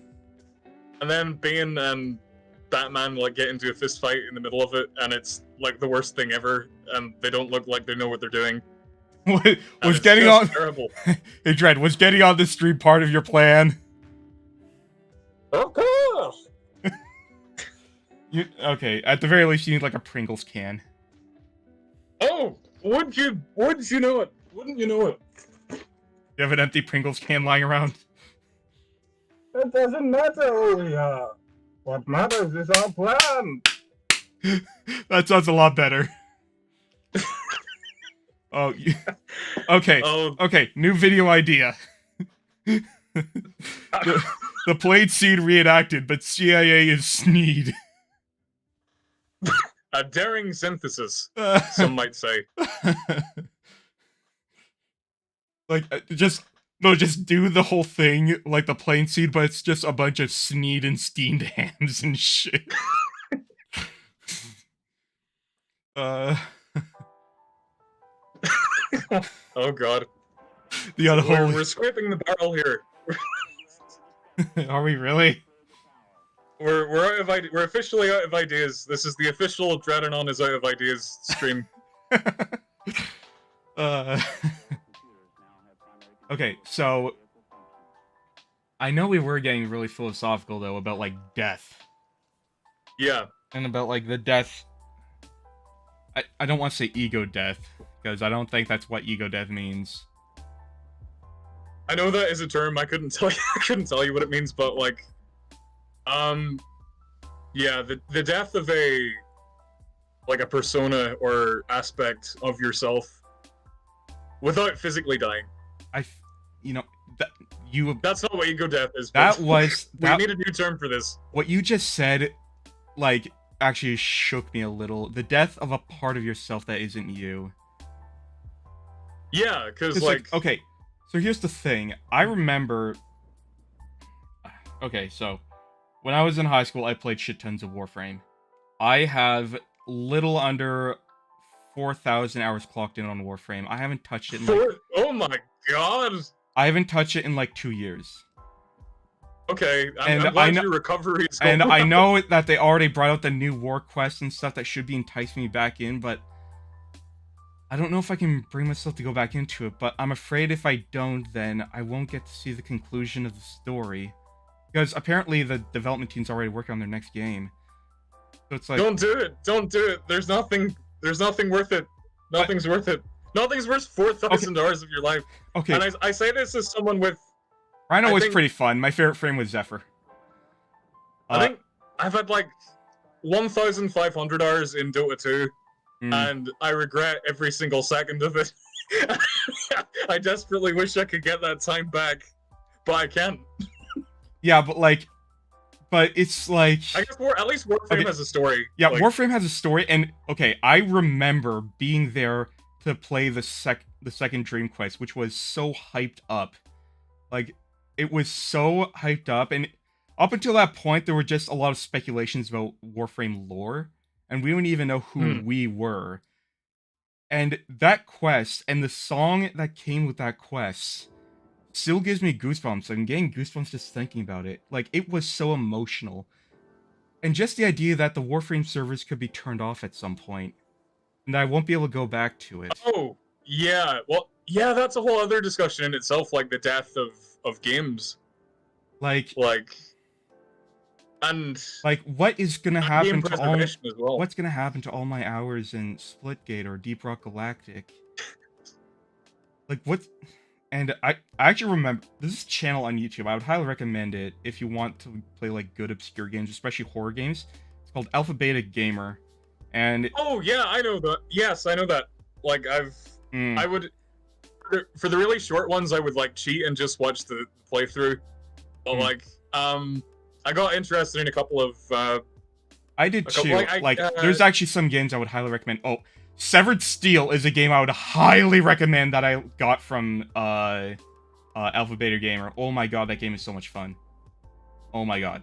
But getting back to the point, there was one particular game, I don't even remember it, probably a year ago that the video came out, but the concept was a horror game that takes place within, like, basically, you're, like, playing this MMORPG, and it's like, this is the last day of the server. And that's the concept of the horror game. Oh, that's heavy. Yeah. The last day of the server, it's like, and it starts with a message thanking the community for all these years of fun. The servers will be shutting down today. Oh, man. I never even watched the whole video because it was just the idea was horrifying. It probably had some other forms of horror in it, but just the idea that, like how many hours have people put in WoW? Like, yeah, like, and like how many communities have sprung up around World of Warcraft? How many people got married through World of Warcraft? How many friendships were created and lost? Yeah, and someday it'll all just be like digital noise.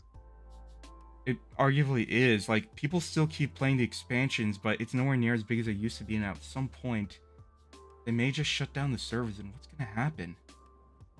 Like, it's like, ideally there would be some sort of, like, I mean, people already have private servers for World of Warcraft, so I assume, like, I guess if it ever dies, they'll be... I guess that's true, but, like, there's just certain things where you just think about it. Like, think about, especially in this digital age where everything is on servers and eventually server time will run out. You think, all these hours I spent grinding, gone. But, like, and sometimes you don't like the grinding, but sometimes you remember these things fondly. Like with me in Warframe, like I have such fond memories of Warframe. It's just I can't bring myself to do it with the grind anymore. But it's like it was like 4,000 hours. That was my entire high school career. Was going home playing Warframe and sometimes leaving the computer on overnight, which explains how I got so many hours. But Yeah. like so much changed in my life through that game. That game might have been my first attempt at like social interactions online, which went about as horribly as you expected, but still. Oh, we were all extremely cringe back then. It's no big deal. We were all cringe. Like, what was that? Perhaps what was in a that way one? we all still are. One thing I heard is like you're the fine line between based and cringe is whether or not you're self-aware. If you know that what you're doing is cringe, you can still be cringe and self-aware, like that guy. That guy who I like, don't went think into so. McDonald's yelling about the Rick and Morty sauce or whatever. Like he was doing it as a joke, I think, but like it was still a bit much. I think if you were self-aware, he wouldn't be making that joke. Like Well, I guess we'll never know. I mean, we could, but we was cringe. But yeah, the concept of like, and the way you phrase it too, it's a part of yourself that isn't actually physically attached to you, but it's a part of your identity that could just go. And I guess that's why the TF2 community is so rabidly trying to keep this game alive. Yeah, with the whole like campaign to kick the bots out, like, and all that stuff. That is a genre of horde I think we should definitely explore at some point, just in general as humanity in the future. The concept of leaving something behind. I think that'll probably, like, someone will make a movie about that when, like, the current generation who's experiencing these things grows up and like becomes movie directors or whatever. The day Fortnite dies is going to be so devastating for so many Zoomers. It's going to be though. Like we'll all default dance into the sunset. Actually, now that I think about it, you're talking about how Titanfall got killed because of Apex. And that's a good point. Like, at some point, the Titanfall 2 community literally raised hell because of the hacker problem until something happened. Because they can't just let it go. That's... Well, there's... The guy who's doing it is, like, properly obsessed. Like... I think it is all down to, like, one guy, and he's just, like, he has a vendetta against the game or something. And, in a way, that connection between him and the game is really strong. Yeah, it's like such an important part of your life. Yeah, like, he's dedicated he's probably ruined his career, like, because I think he used to be a game developer, but he's probably, like, ruined his career and burned all his bridges because he hates this game so much. It is so sad, though, like, just a concept. These are the kinds of things that make me realize I'm 25 right now. I'm 25 right now. Like, assuming I'm able to live to 100, my life is a quarter over. Yeah. But, like it's hard to think of, like, analogs to this kind of thing in the past, like... It really is. And this is part of... So, one of the classes I'm taking in college is about, like, labor studies. And one thing that was brought up was about, like, the generational gap between boomers and millennials. And especially Zoomers. And there is a very noticeable difference. Like, it's... Would you say that it's harder to talk to Zoomers? Do you mean like in real life or on the internet?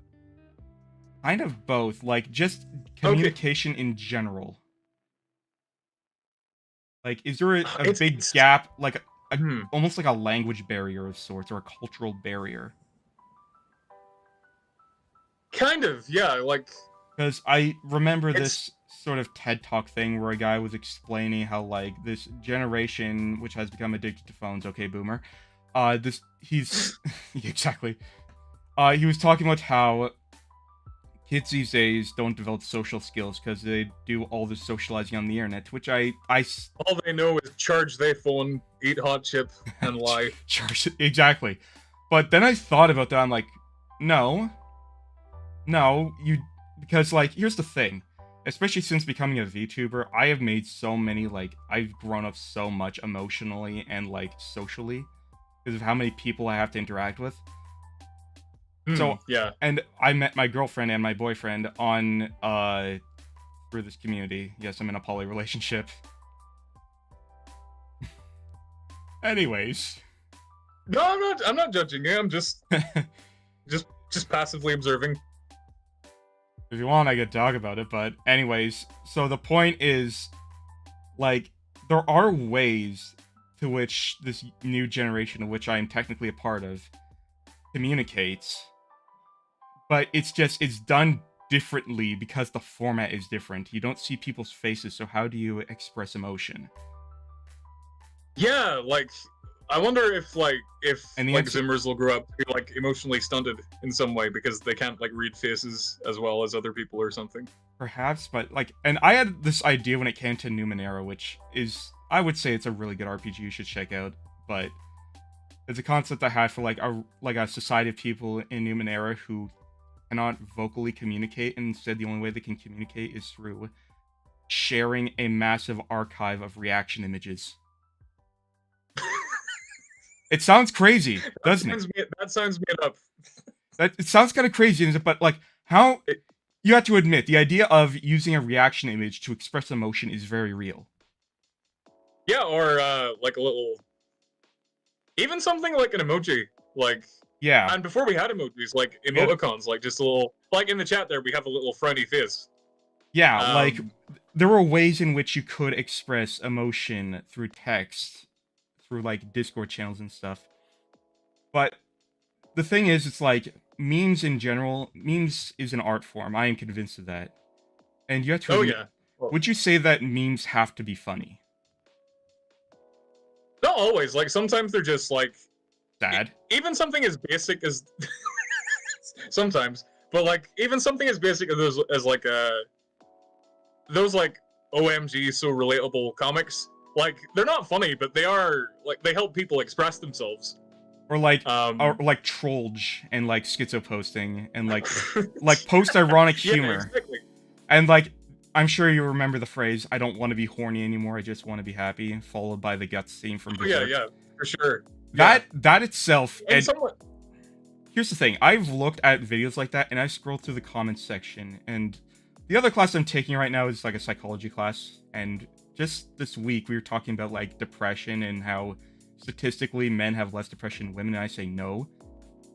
Men are probably just as depressed as women, they just don't talk about it, because if you scroll through like a post-nut clarity playlist on YouTube, the age I live in, or the I don't want to be horny, or just the I just want to be happy meme, and you scroll through the comments, you see lots of men, because that is a meme that touches the core of most men on an emotional level. For sure, yeah. Like the idea of, I'm someone who is maybe in their mid to late teens, they've had fun, they just want to settle down. Like, that longing for not just sex, but just someone there to confide with. Someone who can trust you, someone you can open up to emotionally. Yeah, because, like, they're saying, like, the big epidemic among, like, young men and women, but, like, to a certain extent, is loneliness. Like, people feel like they don't have any close friends. That's the thing, though. Memes are a way to express one's emotions and one's sadness. I feel like, because people say that, like, internet relationships feel superficial, I say no. I should get back in touch with my old role-playing group, because those were bros for life, and I still promised one of them I'd go to their wedding. I promised a few of them that, actually, because they were bros for life, but you can have genuine connection over the internet with people you've never seen face-to-face. Yeah, for sure. Like, if we... There's no real, like, analog for it in the past, like I said, but, like, things... If we go back to, like, medieval history, things like pilgrimages, like, people would meet people on the road. Like, the Canterbury Tales is, like, just an example of that. It's a bunch of people who didn't know each other prior to going on their pilgrimage. Meeting up and becoming... Oh god, okay. One moment, you're reminding me of another example of a meme that touches people's emotions. It's like a picture of, like, a McDonald's play place, like the ball pit, and it says POV, you just met a new friend that you're never gonna see again. Yeah. It's so true. It is so true. But like, that's the thing, because like nowadays we're kind of spoiled because we have like the means to keep in touch with people we, not literally on a pilgrimage, but people we meet by chance in like a hostel or a bar or wherever. Whereas like, I don't know, 200, 300 years ago, you were never going to see that person again.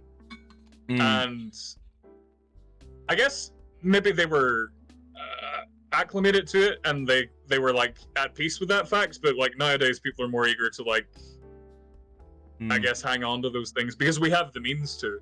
We have the means to keep our friends. Yeah. Also, Sign, I'm pretty sure we talked about Maxor before. We both aren't very familiar with Maxor, unfortunately. Sorry. I will put Maxor on the to watch thing. Yeah, just... And I think I've gotten to the point where I'm no longer a doomer, I'm a bloomer. I don't think I'm fully there yet. If I can get a good job, I think I can go full bloomer. But and that's the thing, we're using the phrase doomer. Do boomers even know what that means? Like, that's what I'm saying. These are ways in which people on the internet speak, and it's like a common language when you think about it. Yeah, and then you get off the internet and no one has any idea what you're talking about.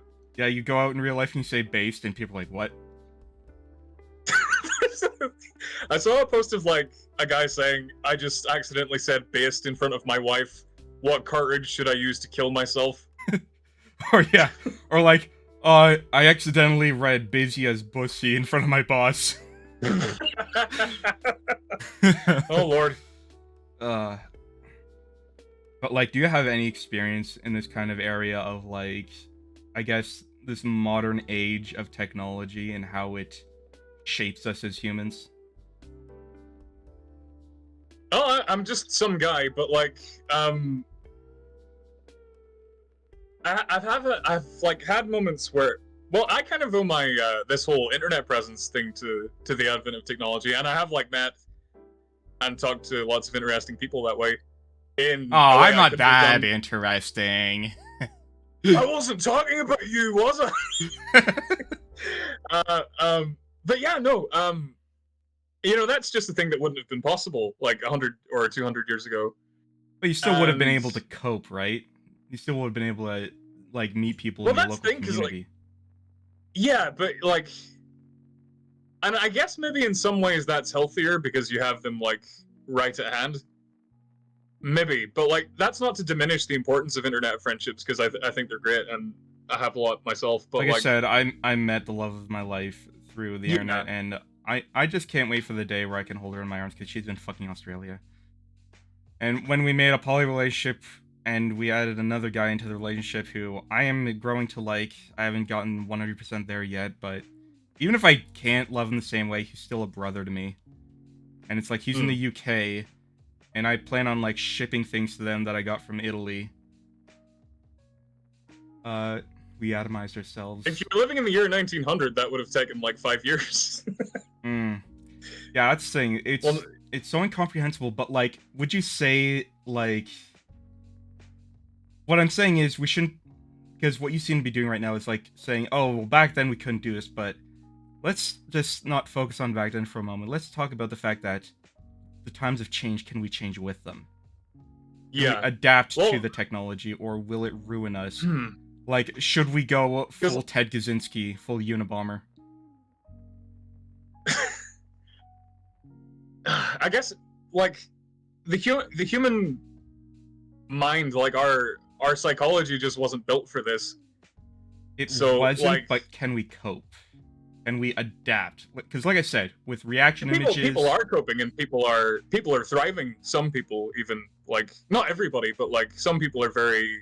They adapt very well. I think what's happening now is because of the advent of the internet, like, I think right now, if we were considering, like, early 2000s internet as, like, toddler era, you know, where you could easily view gore and cheese pizza, and, like, nobody... Oh, Jesus Christ.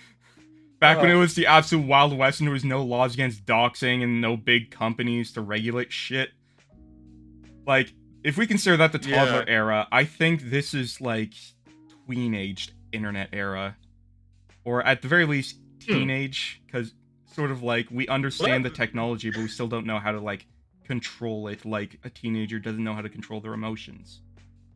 Well, that makes me think of like what will happen in the adult era of the internet. That's like scary because like we see that these cases of like corporations like sort of overreaching a bit with internet regulation. We do, but I remember hearing recently that the US Congress is looking into like actually accusing places like Facebook and Twitter of suppressing the First Amendment. Yeah, and if that's true, then like then that would be an important precedent for, because the biggest problem I found with a lot of these corporations is they are overstepping like constitutional rights and shit. Like, and one thing I've noticed is that the terms of service of these companies should just be don't cause a media shitstorm and we won't permaban you. No, they need a novel-length pamphlet that nobody's ever going to read. But even if it is, they don't stick to it. It's just, if this causes like bad media attention, if this causes shareholders to sell, we're gonna ban you. Like, objectively, we could argue that Alex Jones didn't do. I'm not gonna say he didn't do nothing wrong. He definitely did. He's getting sued out of his ass for it. But just being a crackpot on the internet isn't a crime inherently. I guess the argument there is that like he caused significant distress to the families of the Sandy Hook victims. But he didn't.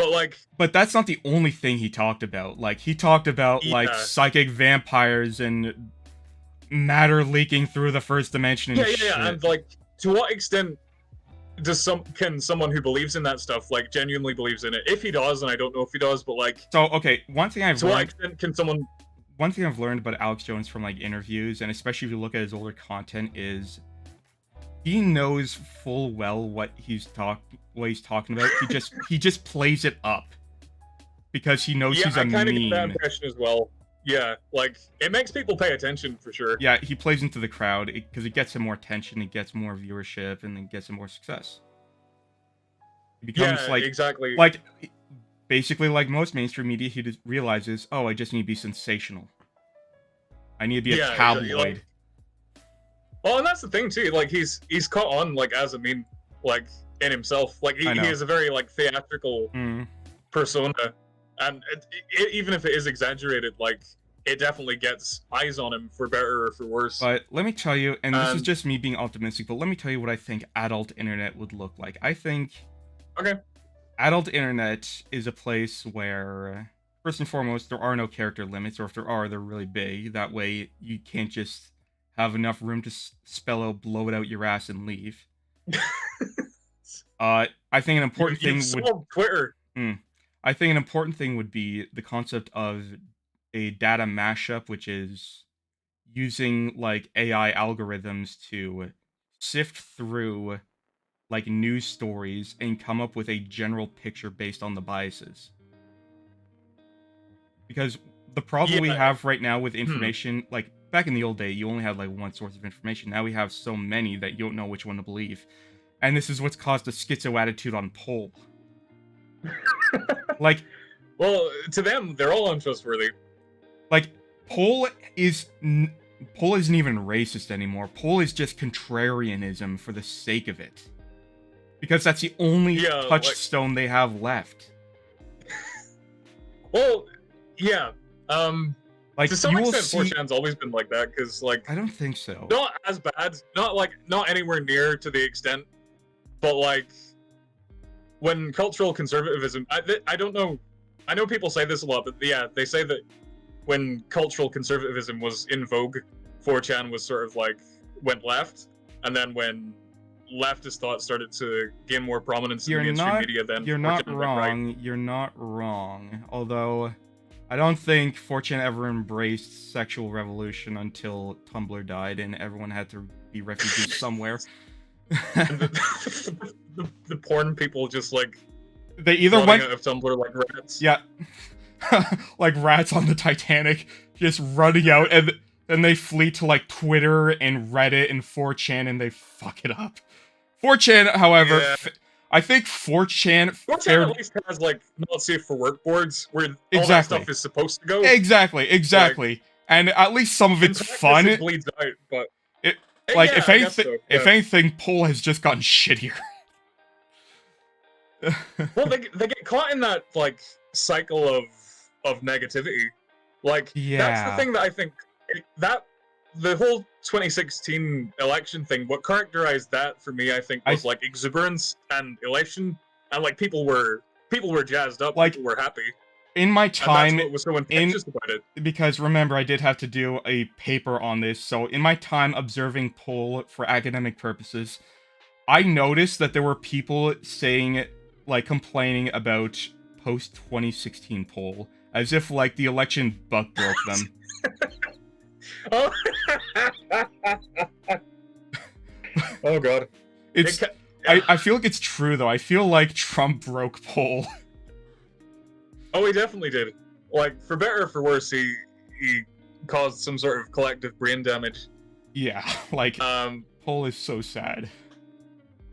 And actually, one thing I did hear about recently, and I think you might find this interesting, the concept that, like, because you would argue that, like, the concept of, like, mythological creatures and monsters are usually to blame something, right?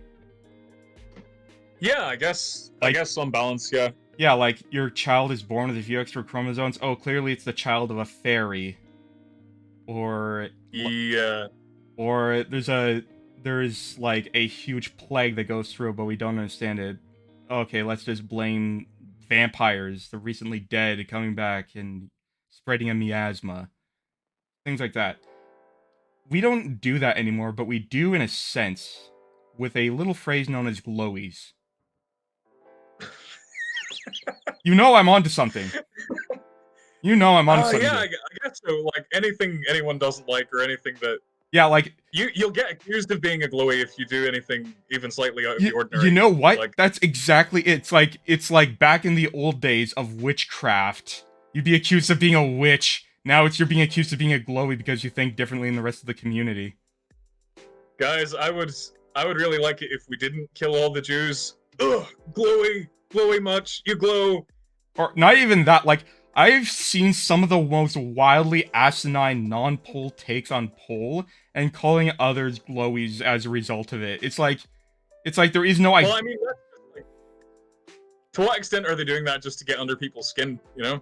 You never know. But, like, I have seen genuine arguments for, like, thread after thread, where it's just... people accusing each other of being trans. Because they don't like their opinion. Because they don't like their opinion on some sort of subjective, multi-dimensional political situation. Well, that's all over. Like, that you'll get that on V. Like, hey, guy, I like this game. Yeah, and then was it? It's like... then you get hit with a trans Wojak. Yeah, hanging himself or herself. Exactly. Oh god, I fucking stepped in it now, haven't I? Exactly. It's. But yeah, the concept that like, and I guess this is kind of why some people need religion, just because they don't see any other way to blame their troubles on, and for the people who aren't religious, they blame like governments and secret shadow organizations. Yeah, and so I guess that stuff can have like negative real-world consequences when like some schizo gets an assault rifle and... Or, you know, just storms Capitol Hill. Oh yeah, that thing that happened. Well, I mean, people were saying that was organized by like the CIA or whatever. I keep hearing this stuff. Like, you know what I mean, it's probably not true. I've become like a grill guy, you know? Like, I just want to grill. Oh yeah, I just want to grill. Yeah. Like, that's become who I am at this moment. Like, or I'm just like Dr. Manhattan. I'm tired of these people of being caught in the web of their lives. Yeah. It's like this is why I think I've been becoming a bloomer. It's like I just can't deal with anything that is outside my immediate sphere. It's like Yeah, and it's like stuff that's not under your control to change, so there's no point becoming obsessed with it. exactly like something I noticed about Pol is that they're obsessed with the idea that they could change the world. It's like especially since I've realized that Pol got bug broken by the fact that there's so much information. I'm transparent. Oh no. I'm just reading chat. But no, like, because, like I said before, Pol has nothing left. They can't even be racist anymore with any kind of consistency. The only thing they have left, like, when they're not being ironic, is to be countercultural and be, contrarian. And when I realized that, I realized I'm not gonna escape. I will willingly become a sheep. Because being being a hedonistic sheep who's just like, I just want to grill, you're actually happy. It's like, yeah. Well, yeah, like, you don't have any... You're not going to topple the government, you know, especially if there's, like, a secret New World Order controlling everything. Like, if we turn into a grim, dark, cyberpunk, neo-feudalist society, I'm okay with it. Just make sure that the games are good. Like, just make sure that there's an indie seed for games. I'm not gonna be, like, apathetic, but I'm not gonna, like, try and change everything myself. Like, there's, like, you can write the line between being, like, informed and being an activist, because you don't need to fling yourself into every social cause there is. Yeah, I think there's yeah, like, the thing I find about activists is that have you ever found a moderate activist? Very occasionally. Like aside from Daryl Davis, I can't think of any activist who is not on some sort of fringe. Well, it doesn't even need to be, like, something like race or politics. It can be, like, language or environmentalism. Or video games. Yeah. Or video games and the fact that the ruining my video games! Well, they are ruining my video games, but for different reasons. It's just the... Because corporatism. Corporatism is what's ruining culture. Like, aside from, like, Vtuber, even then, I worry that Hollow Live at some point will become so corporate that it's just not going to be fun anymore. But... Well, with VTubers, it's like, to some extent, it's always going to be driven by individual personalities. That's why I don't think it's going to happen, because, like, you can't just corporatize a person's ego itself. You can't corporatize their behavior. You can trademark the costumes they wear and the models that they use, but you can't really... Yeah, like, but there's always going to be an individual behind it. But, yeah, and like... You're going to have to allow them some leeway. Yeah, but, like, things like the new... How fond of you are... How fond of you... fuck, I can't speak right now. Say it properly! How fond are you of Tolkien? Quite. What is your opinion on the new Lord of the Rings show coming out? It's okay. Really? That's the length and breadth of my opinion. It's all right. It's not the worst thing ever, and it's not as good as the movies, obviously. But like, it's okay. It's not. Oh yeah, nothing's good. Yeah, nothing's gonna be that good. But like, there's so much complaint, not about like not about the inclusion, but about how the inclusion is there just to meet quotas. Yeah, see that stuff I wouldn't have a problem with if it was like done organically. Yeah, and if it was like explained in universe in a satisfying way, because like I have no problem with there being a diverse cast. I think it's great, but like you do like it's a fundamental fact of like human biology that some of us look different, and you kind of need to explain how all these groups came to live and mingle together. You can do it in like one line, but like if you just don't explain it, it does seem a bit weird. Exactly, like when you think about Middle like, Earth was just supposed to be an allegory for like Europe, or at the very least the British Isles. So it's Yeah, and there and are like there are groups of people in places Middle Earth.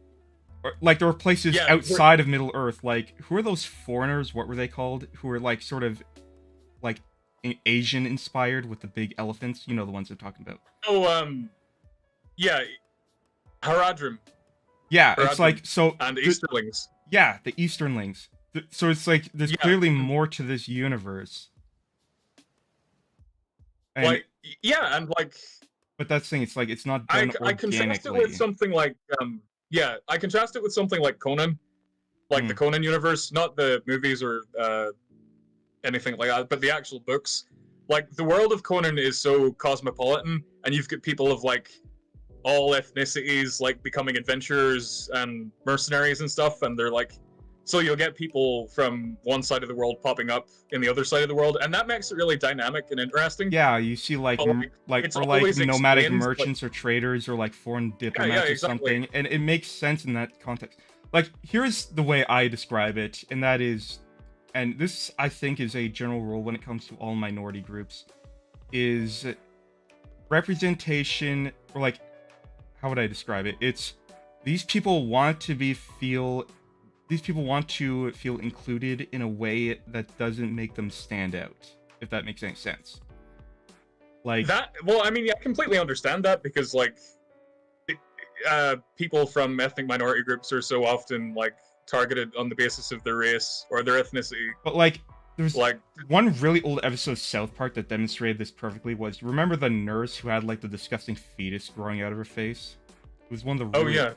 and like and yeah, and the OG Karen of Kyle's mom decided that because kids were scared of her, that they needed to like normalize her, and so they throw a big parade and put her on a pedestal, and she's like, fuck you all, I just want to be treated normal. Yeah. Like, that's what I mean. It's like, they want to be treated as if they belong. Not that they don't want a spotlight on them, they want to be treated like they belong. They, like, if you were to look at a picture of a living room, they want to be the wallpaper, not the elephant standing in the middle of the room. Like, and by that... yeah. Like, they want to appear as though they are part of the scene. Yeah. Something which makes sense in the context of the scene, like wallpaper, furniture, not an elephant. Yes. Okay. Yeah, I got you. And that's what I mean by, like, a lot of it feeling forced and inorganic, and it can easily be seen. Alright, so you've asked me.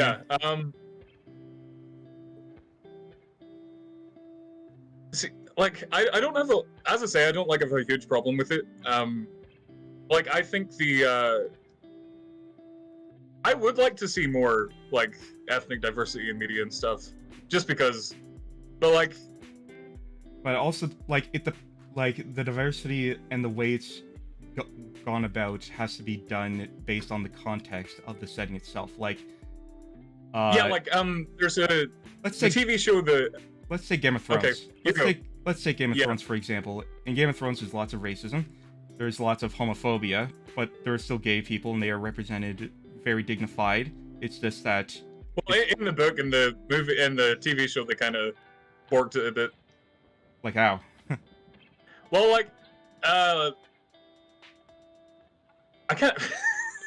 Because, I'm like... such a great fan, I can't even remember his name, like... Loris Tyrell. In the, you know, in the book, he's like a badass who just happens to be gay. But like in the show, they made him like interested in fashion and stuff, and that feels a bit like, that's kind of a stereotype. Still, but the idea that you have to keep this a secret, you have to be in the closet, otherwise, yeah. Totally. That's the thing. It's like no one in that, like, unless it's a very different culture, like in Dorne. Like, no one in that society could ever be treated that way, and it makes sense. Likewise with everyone's favorite imp, Tyrion, who is constantly judged for his size. It's like, of course, because social justice didn't exist back then. I know this is a fantasy universe, but it's one inspired by the War of the Roses. Yeah. There has to be this level of consistency to it. So, Game of Thrones, to an extent, like you said, they borked it up a little bit, but they did a fairly good job of making it seem real, making it feel organic. Not that these people can't exist, just that they need to be treated as if they exist, and they're not just objects to fill some sort of checklist. Yeah, there's a cartoon called the Dragon Prince. Yes, I if love. you've ever heard of it. Okay, Yeah, I'm like, I love that, by the way. But there was one. I think I know where you're going with this. Are you talking about the girl whose parents were both female? oh no, I was gonna say like they have an explanation for why there are so many different like ethnicities like living alongside each other, because like all the human kingdoms were like thrown into this big melting pot. Like they all got like basically. But what I was talking about, you know, the girl I'm talking about, like, though, right? The princess. Yeah, the princess who's like her parents were like both queens. Yeah. Now there's obviously nothing wrong with that kind of representation, but throughout that entire episode and from that episode onward, I always had the question in my mind: how was this child conceived? And they just never bring it up. I mean, you can kind of like infer it, like maybe she was like, but there's from so a many previous relationship, or maybe she was adopted, or could be like that. or it could be magic, or who knows? We don't know, and it's like you can't just drop that bombshell on us and expect us not to ask questions. It is like a show for like younger people, like Well, I would, but the thing is that in season 3 they're not too concerned with that stuff. In season 3, though, we see another gay couple, but it makes a lot more sense because we don't get any of these ambiguous questions. Yeah, I can suppress my disbelief a bit. Like, I don't know, when I just think about that, I'm like, it's like... It did twig for me a bit, like, I did wonder about it just for, like, a split second, but, like... Maybe I'm just getting... It's not that kind of show. Maybe I'm just getting hung up on it, but I just looked at it and, like, I have to know why. Is like one of them trans? Is there like some sort of magical insemination? Is there a donor? Was this child a virgin birth? Is this child supposed to be Jesus? I don't know. But I want to know. Well, like I want. Yeah, I mean, yeah, it is unusual, but like I can ultimately I can accept that it's not that kind of show. And like if it was a live action show, then maybe. But like it was a cartoon, so I still think like I kind of buy it because it's a culture that's not our own, but we're treating it like sexual dynamic the same as if it's our modern day society. It's like you can't just do that. Like, dude, you're literally showing us the very tip of the iceberg when it comes to the culture of this world, and you're just not gonna question it. You're not gonna like go into depth about how these kinds of things works. Maybe I'm just a lore nut. I don't know. It's like maybe I'm just a lore nut. It might be in like an art book or an interview with one of the creators or something. I don't know, but like, I mean, ultimately it's just like it doesn't take away from the show. I don't think it's just like it's like a twist. You know, it's just there for flavor. It doesn't necessarily have to be elaborated upon, and you can kind of make your own inferences. Okay, if it's flavor, then it's a flavor which doesn't mesh well with the rest of the recipe. Let's just put it that way. Okay, I don't know. We'll agree to disagree on this, I think. Fair enough. Yeah. Again, I love Dragon Prince, though. That's the thing. I love that show. I think it's very good. And of course it is. It's made by the people who made Last Airbender. Yeah, of course. In fact, there's even a reference to that in Season 3. Whoa. Yeah? You know that? Yeah. Boomerang? Oh, yes, yeah. Yeah, now you remember. It's just that one part which just always felt like a speed bump in the entire story. Like, not even a big speed bump. If that's the only part that feels like a speed bump, I think they're doing pretty well. It is. It's just... But that's a good case in point of, like, how poorly representation is done, if that makes any sense. Oh, yeah. No, I totally get where you're coming from. Also, by the way, props to the people who stayed with us this fucking long. I was afraid that... We must be coming up on, like, 3.5 hours now, I think. Are we, or are we 4 hours? Something like that. Somewhere in that region. But yeah, props to the people listening to us discuss fucking representation. Oh god, we talked about representation in media. What fucking soy boy cucks are we? It's true. It's true. When my audience find out about this, I'm done for. I don't know, guys. I don't mind black people in fantasy shows. If that makes me a cuck, then. My investigation has gone nowhere. Let's see. Since the start of the stream, I've built a wardrobe and cleaned my bedroom. Jordan Peterson would be proud. Apparently you're wearing a wire. No, I'm not. Don't be silly. They're on to me! Salamander's Best Legion, someone says. Yeah, they're up there. I mean, they're definitely the most... There actually is a faction in Warhammer that are, like, real-life reasonable Marines. Yeah, the Salamanders. No. Even then, like, it's like it's a successor chapter. Successor chapter of the Raven Guard. What are they called? The Raptors, I think. And it's like... Okay. Basically, their whole motif is they make extensive use of camouflage, they heavily rely on ranged combat, and whenever they have to, like, be there on an Imperial planet, they take over the Guard forces because they know that the Imperial command structure is very fucking corrupt. So it's like, hey, they're smart. They use logic and reason. Good for them. I don't cotton to none of that logic and reason stuff. I want my chainsaw swords, and I want my massive, like, battle mechs that obviously wouldn't work in real life. And I want them now. You want your walking church? Yeah, I would like a walking church, thanks. I think mass attendance would be a lot better if we had those. Now, I just realized, out of all the Warhammer content on your channel, have you ever done anything about the Angry Marines? Yes, like one video. I think I remember that one, like the comic. Yeah, it's like the old. Oh yeah, that makes two then, because I did one. There's a little cute angry marine going like, "I really do not care for your tone." That's an image that's been kind of floating around the internet for like. Oh 10 yeah, years that's right. I remember that one. So I've done like two. I'm doing Stolen Valor, but for the Angry Marines. Because I don't feature them as much. I probably should. You should. You know what you should do? You should, like, take things like the Navy SEALs copy pasta. See, that seems like an obvious one. I haven't done that yet. Here's what you do, alright? Marines Malevolent, Navy SEALs copy pasta, but people forget there's a response to the Navy SEALs copy pasta. Oh yes, yeah. And have that be the Angry Marines.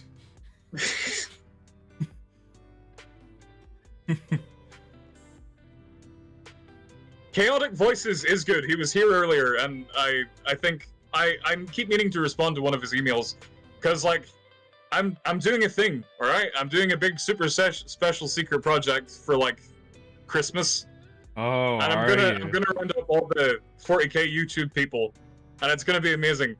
Is Alpha Booster getting involved? Sorry? Is Alpha Booster getting involved? I don't know. I think he's too big for me. Like, I have to, like, wrangle the little guys. Just, like, I don't know if I have enough clout in the community. You need to have enough clout. Clout is a tangible resource, honestly. Yeah, it's like, in a RTS game, if you have your, like, gold, you have your wood, like you have your clout. Like, in Endless Space, influence is literally a resource. Which, by the way, yeah. I would highly recommend Endless Space. That game's awesome. I've been recommended so many things today, I'm never gonna get around to them all. It's alright. Any other final questions? Because I might be ending soon. Speak now, or forever hold your peace. Or at least, you can always ask me stuff on Twitter, or like in the comments, or whatever.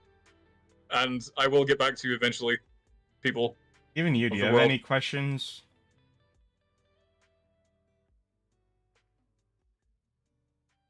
Oh, it's Red Wolf Dog Rocket. He's here. I know that guy. All the stars are here. But yeah, do you have any questions? Like, hell, do you want to know about Canada? Explain to me the concept of poutine. What do you mean the concept? It's a very simple I don't know, is it just like chips and gravy and cheese? Because, like... Well, there are variations, but that is the basic formula. Okay. But hey, all right. Melted cheese... I was expecting something a bit more amazing, but... I mean, that's like... No one cares what Canada we are, exactly. That's our only cuisine. And it's just so simple. That and maple syrup. But like, people do care about Canada. I will say this though: melted cheese on fries is so good. Oh, my girlfriend's back. Definitely. Hey Felicity, we were talking about you for a bit, and then we stopped. But like, there are other variations. Like, I've seen like salsa, or like I've had like burger poutine with like beef and like cheese and Interesting. and ketchup and stuff. So it's like there are variations. And of course you don't eat them with your hands. Like, you have to use a fork. It's messy. I'm familiar with the concept of forks. Mm. We do have those over here.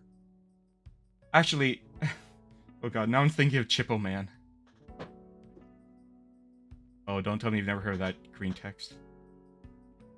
Which one? Chippo Man. No, I haven't. Oh, Oh wait, hang on. Oh, Chippo Man. oh god, it's a longie.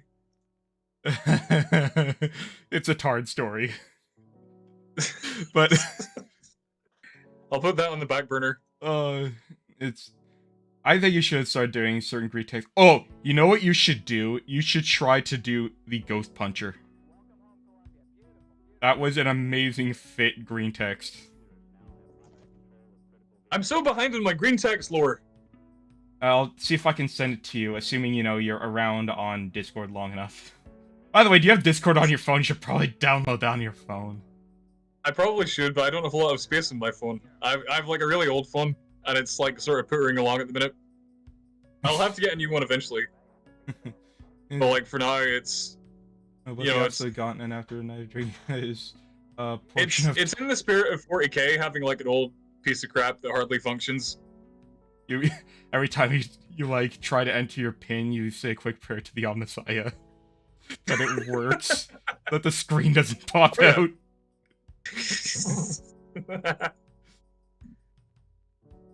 Okay, Canadians don't know the absolute godsend after a night of drinking that is a portion of taco chips. Godsend is very debatable because I used to eat quite a lot of those, and then one time I puked, and then never again.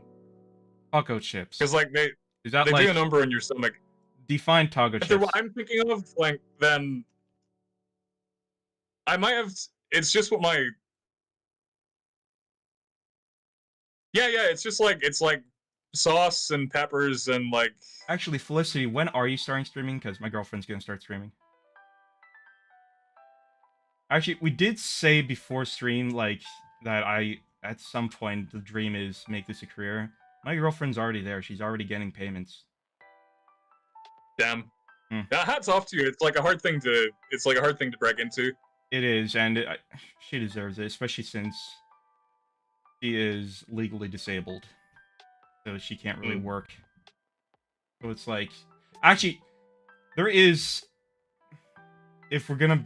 I want to bring this back to VTubers for 1 second. There's one very popular, you might have heard of her, Iron Mouse. She's like the most popular female streamer on Twitch now, I think. Like, she trumped Pokimane. Oh, wow.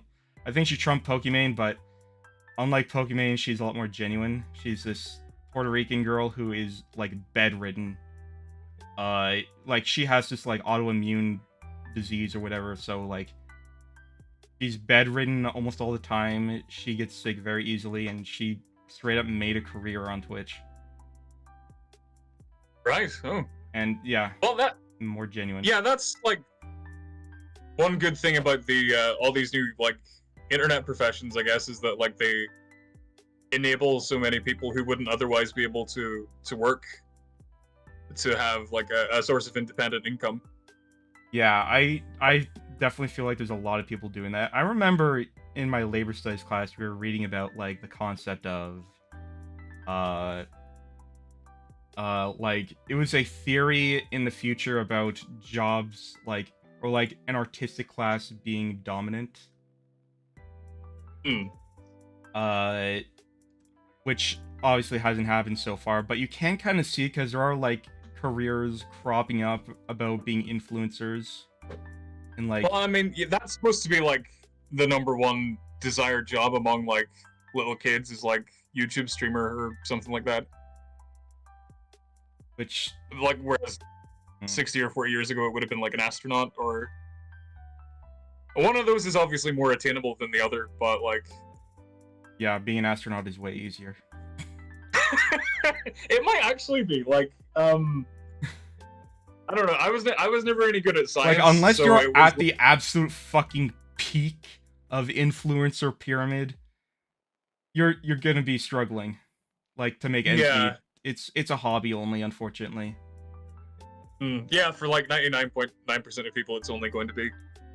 Yeah, like, I made peace with that. I think my girlfriend can definitely make a living off this, but I don't think I can. Well, you never know. Like, actually, have you ever gotten any money from YouTube? Oh yeah. I have somehow through black magic managed to devote. No, I do. I like, not like a lot, but like you know, a decent amount. Can you give like what are you making a month or like a week? Would you say it's like pennies? It can be really variable. Like some days, like some months it would be like enough to be my job, and then other months it will be like next to nothing. It varies too much to be reliant on it. Like, we're just having a discussion, Felicity. Also, Felicity, I'm not saying anything bad about you. I'm just saying that you're making a career as a streamer and you're really good at it and you deserve it. Also, when are you going to stream? Because I might actually link you in the chat below if it's soon. So she got over a skull infection recently. Oh, right. Gosh. Very scary, and she's like doing I'm sure. streaming every day of the month as long as she can. As a way of celebrating, which is good. Oh yeah, that's a good way to do it. Yep. But 12 or so minutes. Oh, okay. In that case, I'm definitely gonna be wrapping up, especially since it's almost dinner here. And I'm sure it's getting late for you. Okay, so we're closing in on like 11 p.m. here. And we start at 7 your time? Yeah, so like, about 4 hours. Jesus.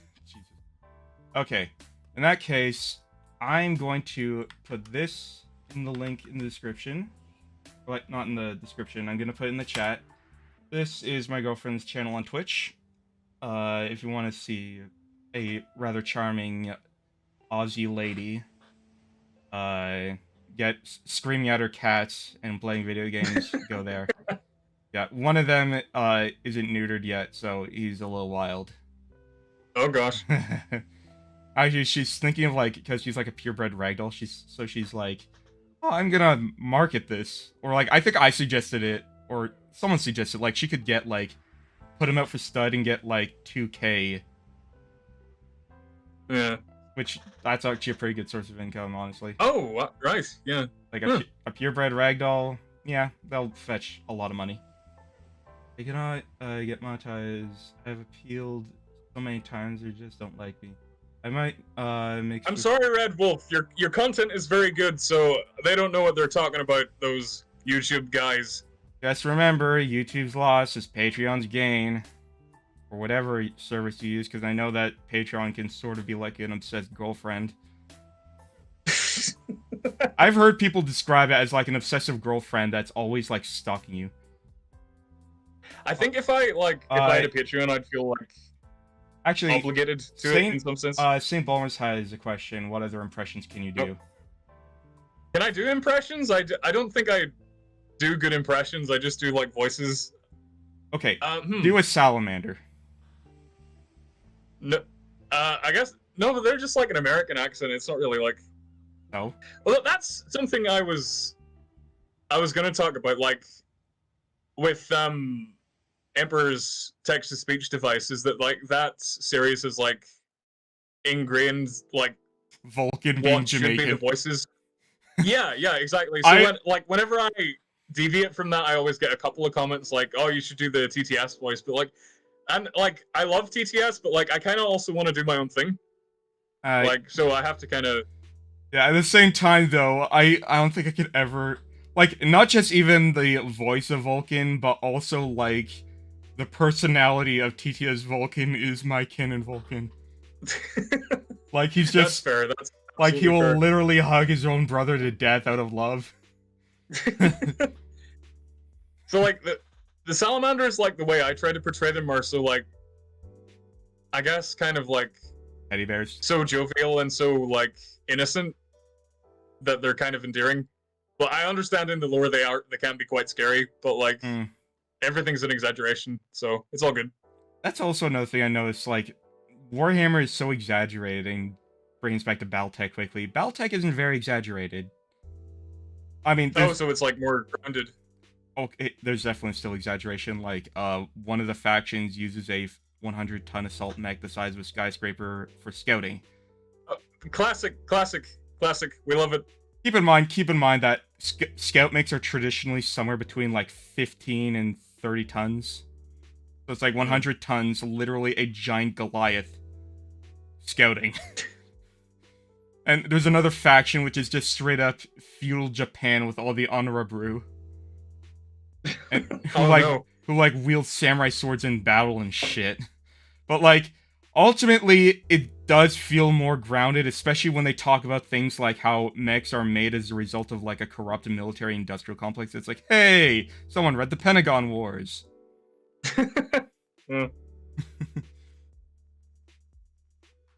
Yeah, Saint, you do have a point. Tell them they can't see farther. Yeah. Okay, yeah, Magnus has to be Australian too. By the way, one of the best jokes in TTS is that he communes through the warp with a didgeridoo, and all the demons have like bogon Australian accents. Like, I could never get over that.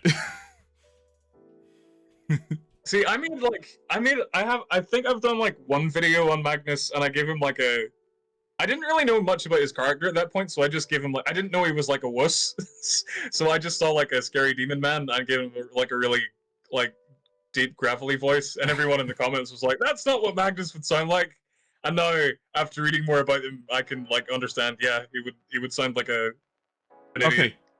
Okay. Here's what I think you should do for your next video. Do like, I'm thinking like do Magnus trying to shitpost on 4chan, but getting owned by Lehman Russ. Just by just calling him a glowy over and over again.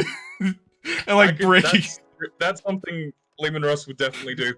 Like, yeah, like Magnus would try to make like a sound argument about how the warp is an inevitable part of reality, and by trying to get rid of it, the Emperor was trying to make a new Chaos God. And then Lehman Russ just makes a poorly drawn Chad Wojak meme and says, "Blown out your ass." And he keeps trying to reason with him, but he's like, no. And he calls him a sis. That would be such an amazing idea. I might steal that from you. I might do that. If he could do voice-acted video games... Wait. I think my girlfriend's making an offer to you. Oh my god. What am I doing? Ask him if he could do voice-acted video games with me, please. Like, do the voices as they're being played, or...? I don't know. I will say, though, I think you had in the past stated you don't want to, like offer your services out for money because you don't feel you're professional enough. Yeah, not yet. I want to get like a proper like audio interface and like a microphone and maybe one of those little portable sound booths. To be fair, though, commission work would help you get that. I guess so. Yeah. Well, plus it would help get. It's like a chicken and egg thing. Like, I think it would also just help get your name in the industry more, because you're going to be getting a lot of exposure as well as getting paid.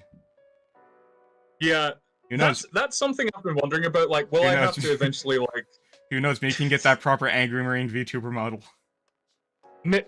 Fingers crossed.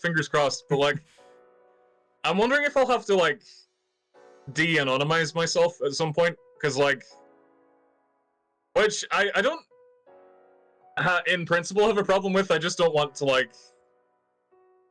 I don't know. I have some like base reluctance towards it, and I'm not really sure why. Do you feel like it's not an honest day's work? Well, I mean, like most of the work I've been doing previously has been like working in factories and stuff, and it's like it's backbreaking and it's boring, and it's not fulfilling. Whereas this would be, but like, let me tell you something. I wasted 3 to 4 fucking years of my life going to college to try and become an electrical engineer. It was the worst time of my goddamn life. And I know it's an in-demand job, and that's why I want to do it, but my god. Teachers were incompetent. yeah. The content was going way too fast for me. And I don't care what my brother says, calculus is not easy. But anyways, actually my girlfriend You'll find no arguments with me from there. Okay. I guess she just wants to see you play video games and do funny voices. Oh, I could totally do that. Yeah. I mean, that's kind of also Sign. what I do.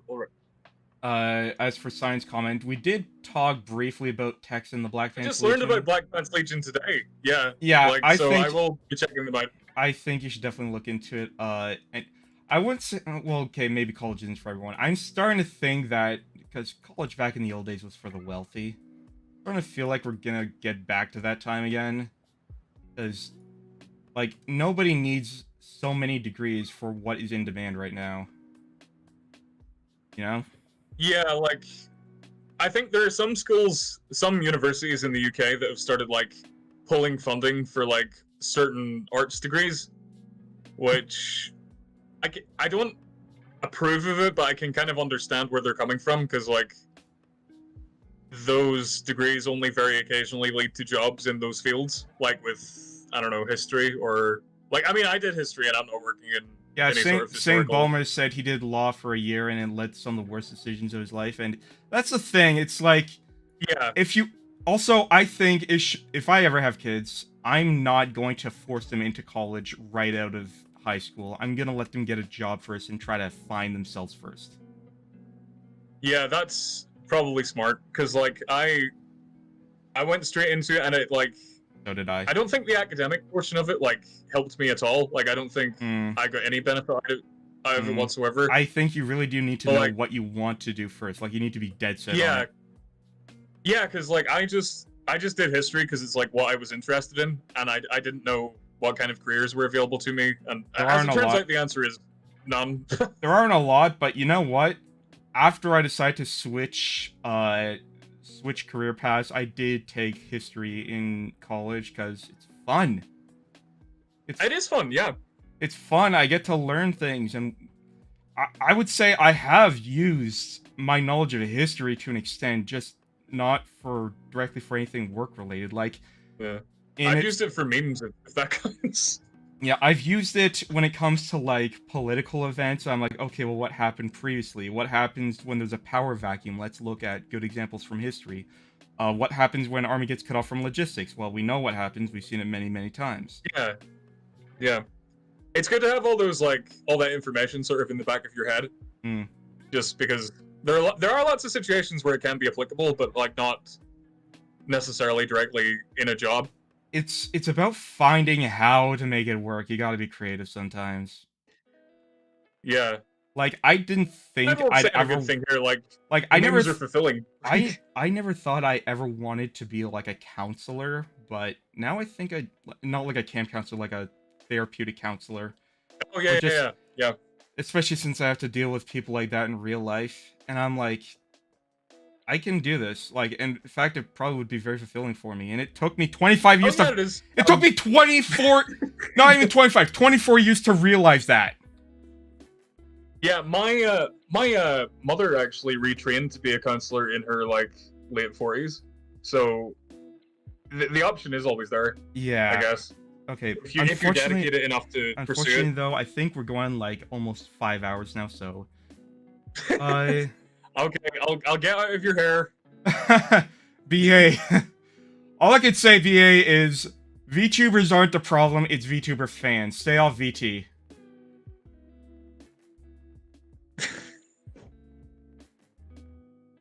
That's all I can say. VTubers are a lot better than actual like streamers and like. Oh yeah, and my girlfriend posted her link. Of course, you would say that. No, it's like seriously. It's like here's the thing. No, I get where you're coming Here's from. the thing. The VTubers who are hypersexual, they let you know right out of the gate. They don't try to bait you or anything. They let you know it's a part of their personality. It's like fair. It's like it's here's the thing, and I've noticed this as well from being in this community for over a year now. There's a lot of people with autism. Both my You say that like it's a bad thing. Oh, I have autism myself. But what I'm getting at... Okay, so you can say that, yeah. What I'm getting at here is... Let's say you're not really that lewd. Trust me, I've seen lewd tubers. But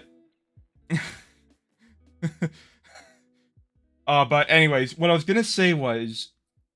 Like, my girlfriend and my boyfriend both have autism, and even previous partners I've met through this community have autism. There have been a lot of people I streamed with who, if they do not have autism, I suspect they do.